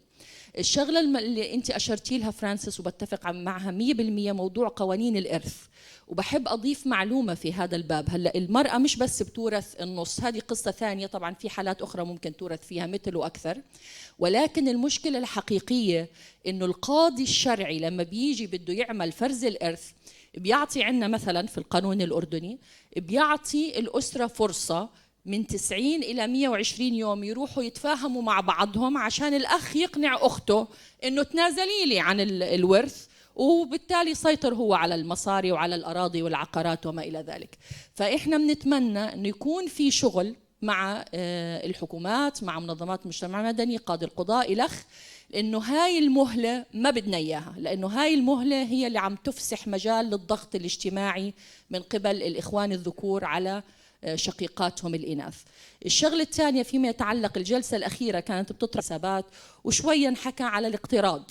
هلأ المشكلة الرئيسية أمام السيدات في قطاع الأعمال هو قضية الاقتراض، والمشكلة الأكبر هي موضوع المؤسسات الصغيرة والمتوسطة والقروض عالية الفائدة اللي عم تكسر السيدات، وهم عادة بيدخلوا على هذا النوع من الأعمال بدون تدريب كافي وبدون دراسة جدوى حقيقية، وبيقترضوا مثلا من صناديق الإقراض وليس من البنوك. احنا كنا بنسمعها بتحكي عن حالة البنوك بتاخذ ضمانات عشان تضمن حقها، ولكن في حالة صناديق الإقراض المسألة مختلفة. وهذا تسبب لدينا في بلد مثل الأردن على سبيل المثال إنه لدينا الآن 25% من النساء الأردنيات مدينات لصناديق الإقراض المختلفة، و35 ألف وحدة منهم دخلوا السجن بسبب عجزهم عن الوفاء بالدين. والمضحك في الموضوع إنه غالبية الديون هي قروض صغيرة جدا، يعني بتستلف 260 دينار وبيطلع عليها السداد 540 دينار،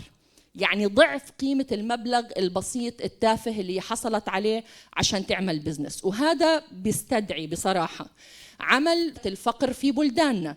إحنا مش الهند ولا الباكستان، البوبيوليشن عندنا مش ضخم، يمكن مصر بجوز إلى حد ما، بس ما عدا ذلك التعداد السكاني لدينا، وأنا من وجهة نظري بعد كل اللي سمعته من قصص السيدات يعني في بلدي وفي بلدان أخرى، إنه المشاريع الصغيرة ومتناهية الصغر لا تقدم الفائدة المرجوة لإخراج النساء من دائرة الفقر، بل تعمل ضدهم وتبقيهم في دائرة الفقر. فإحنا بحاجة إلى أبروتش جديد في التعامل مع قضايا إقراض المرأة. شكراً.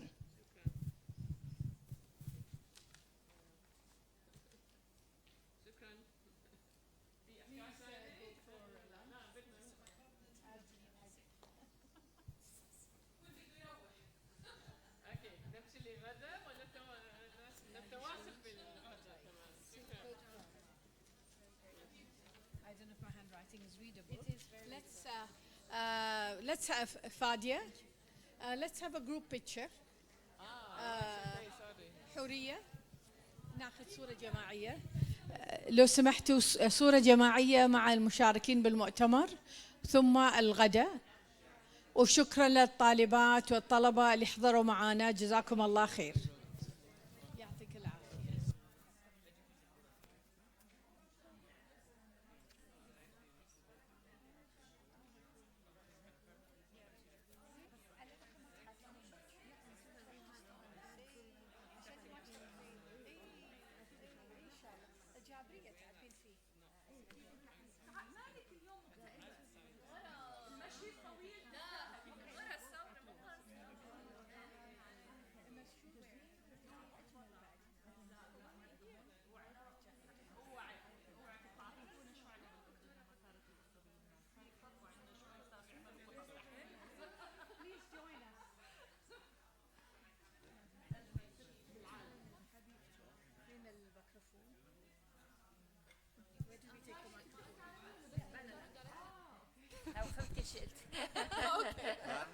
Ladies and gentlemen from the embassies, we're so happy you joined us.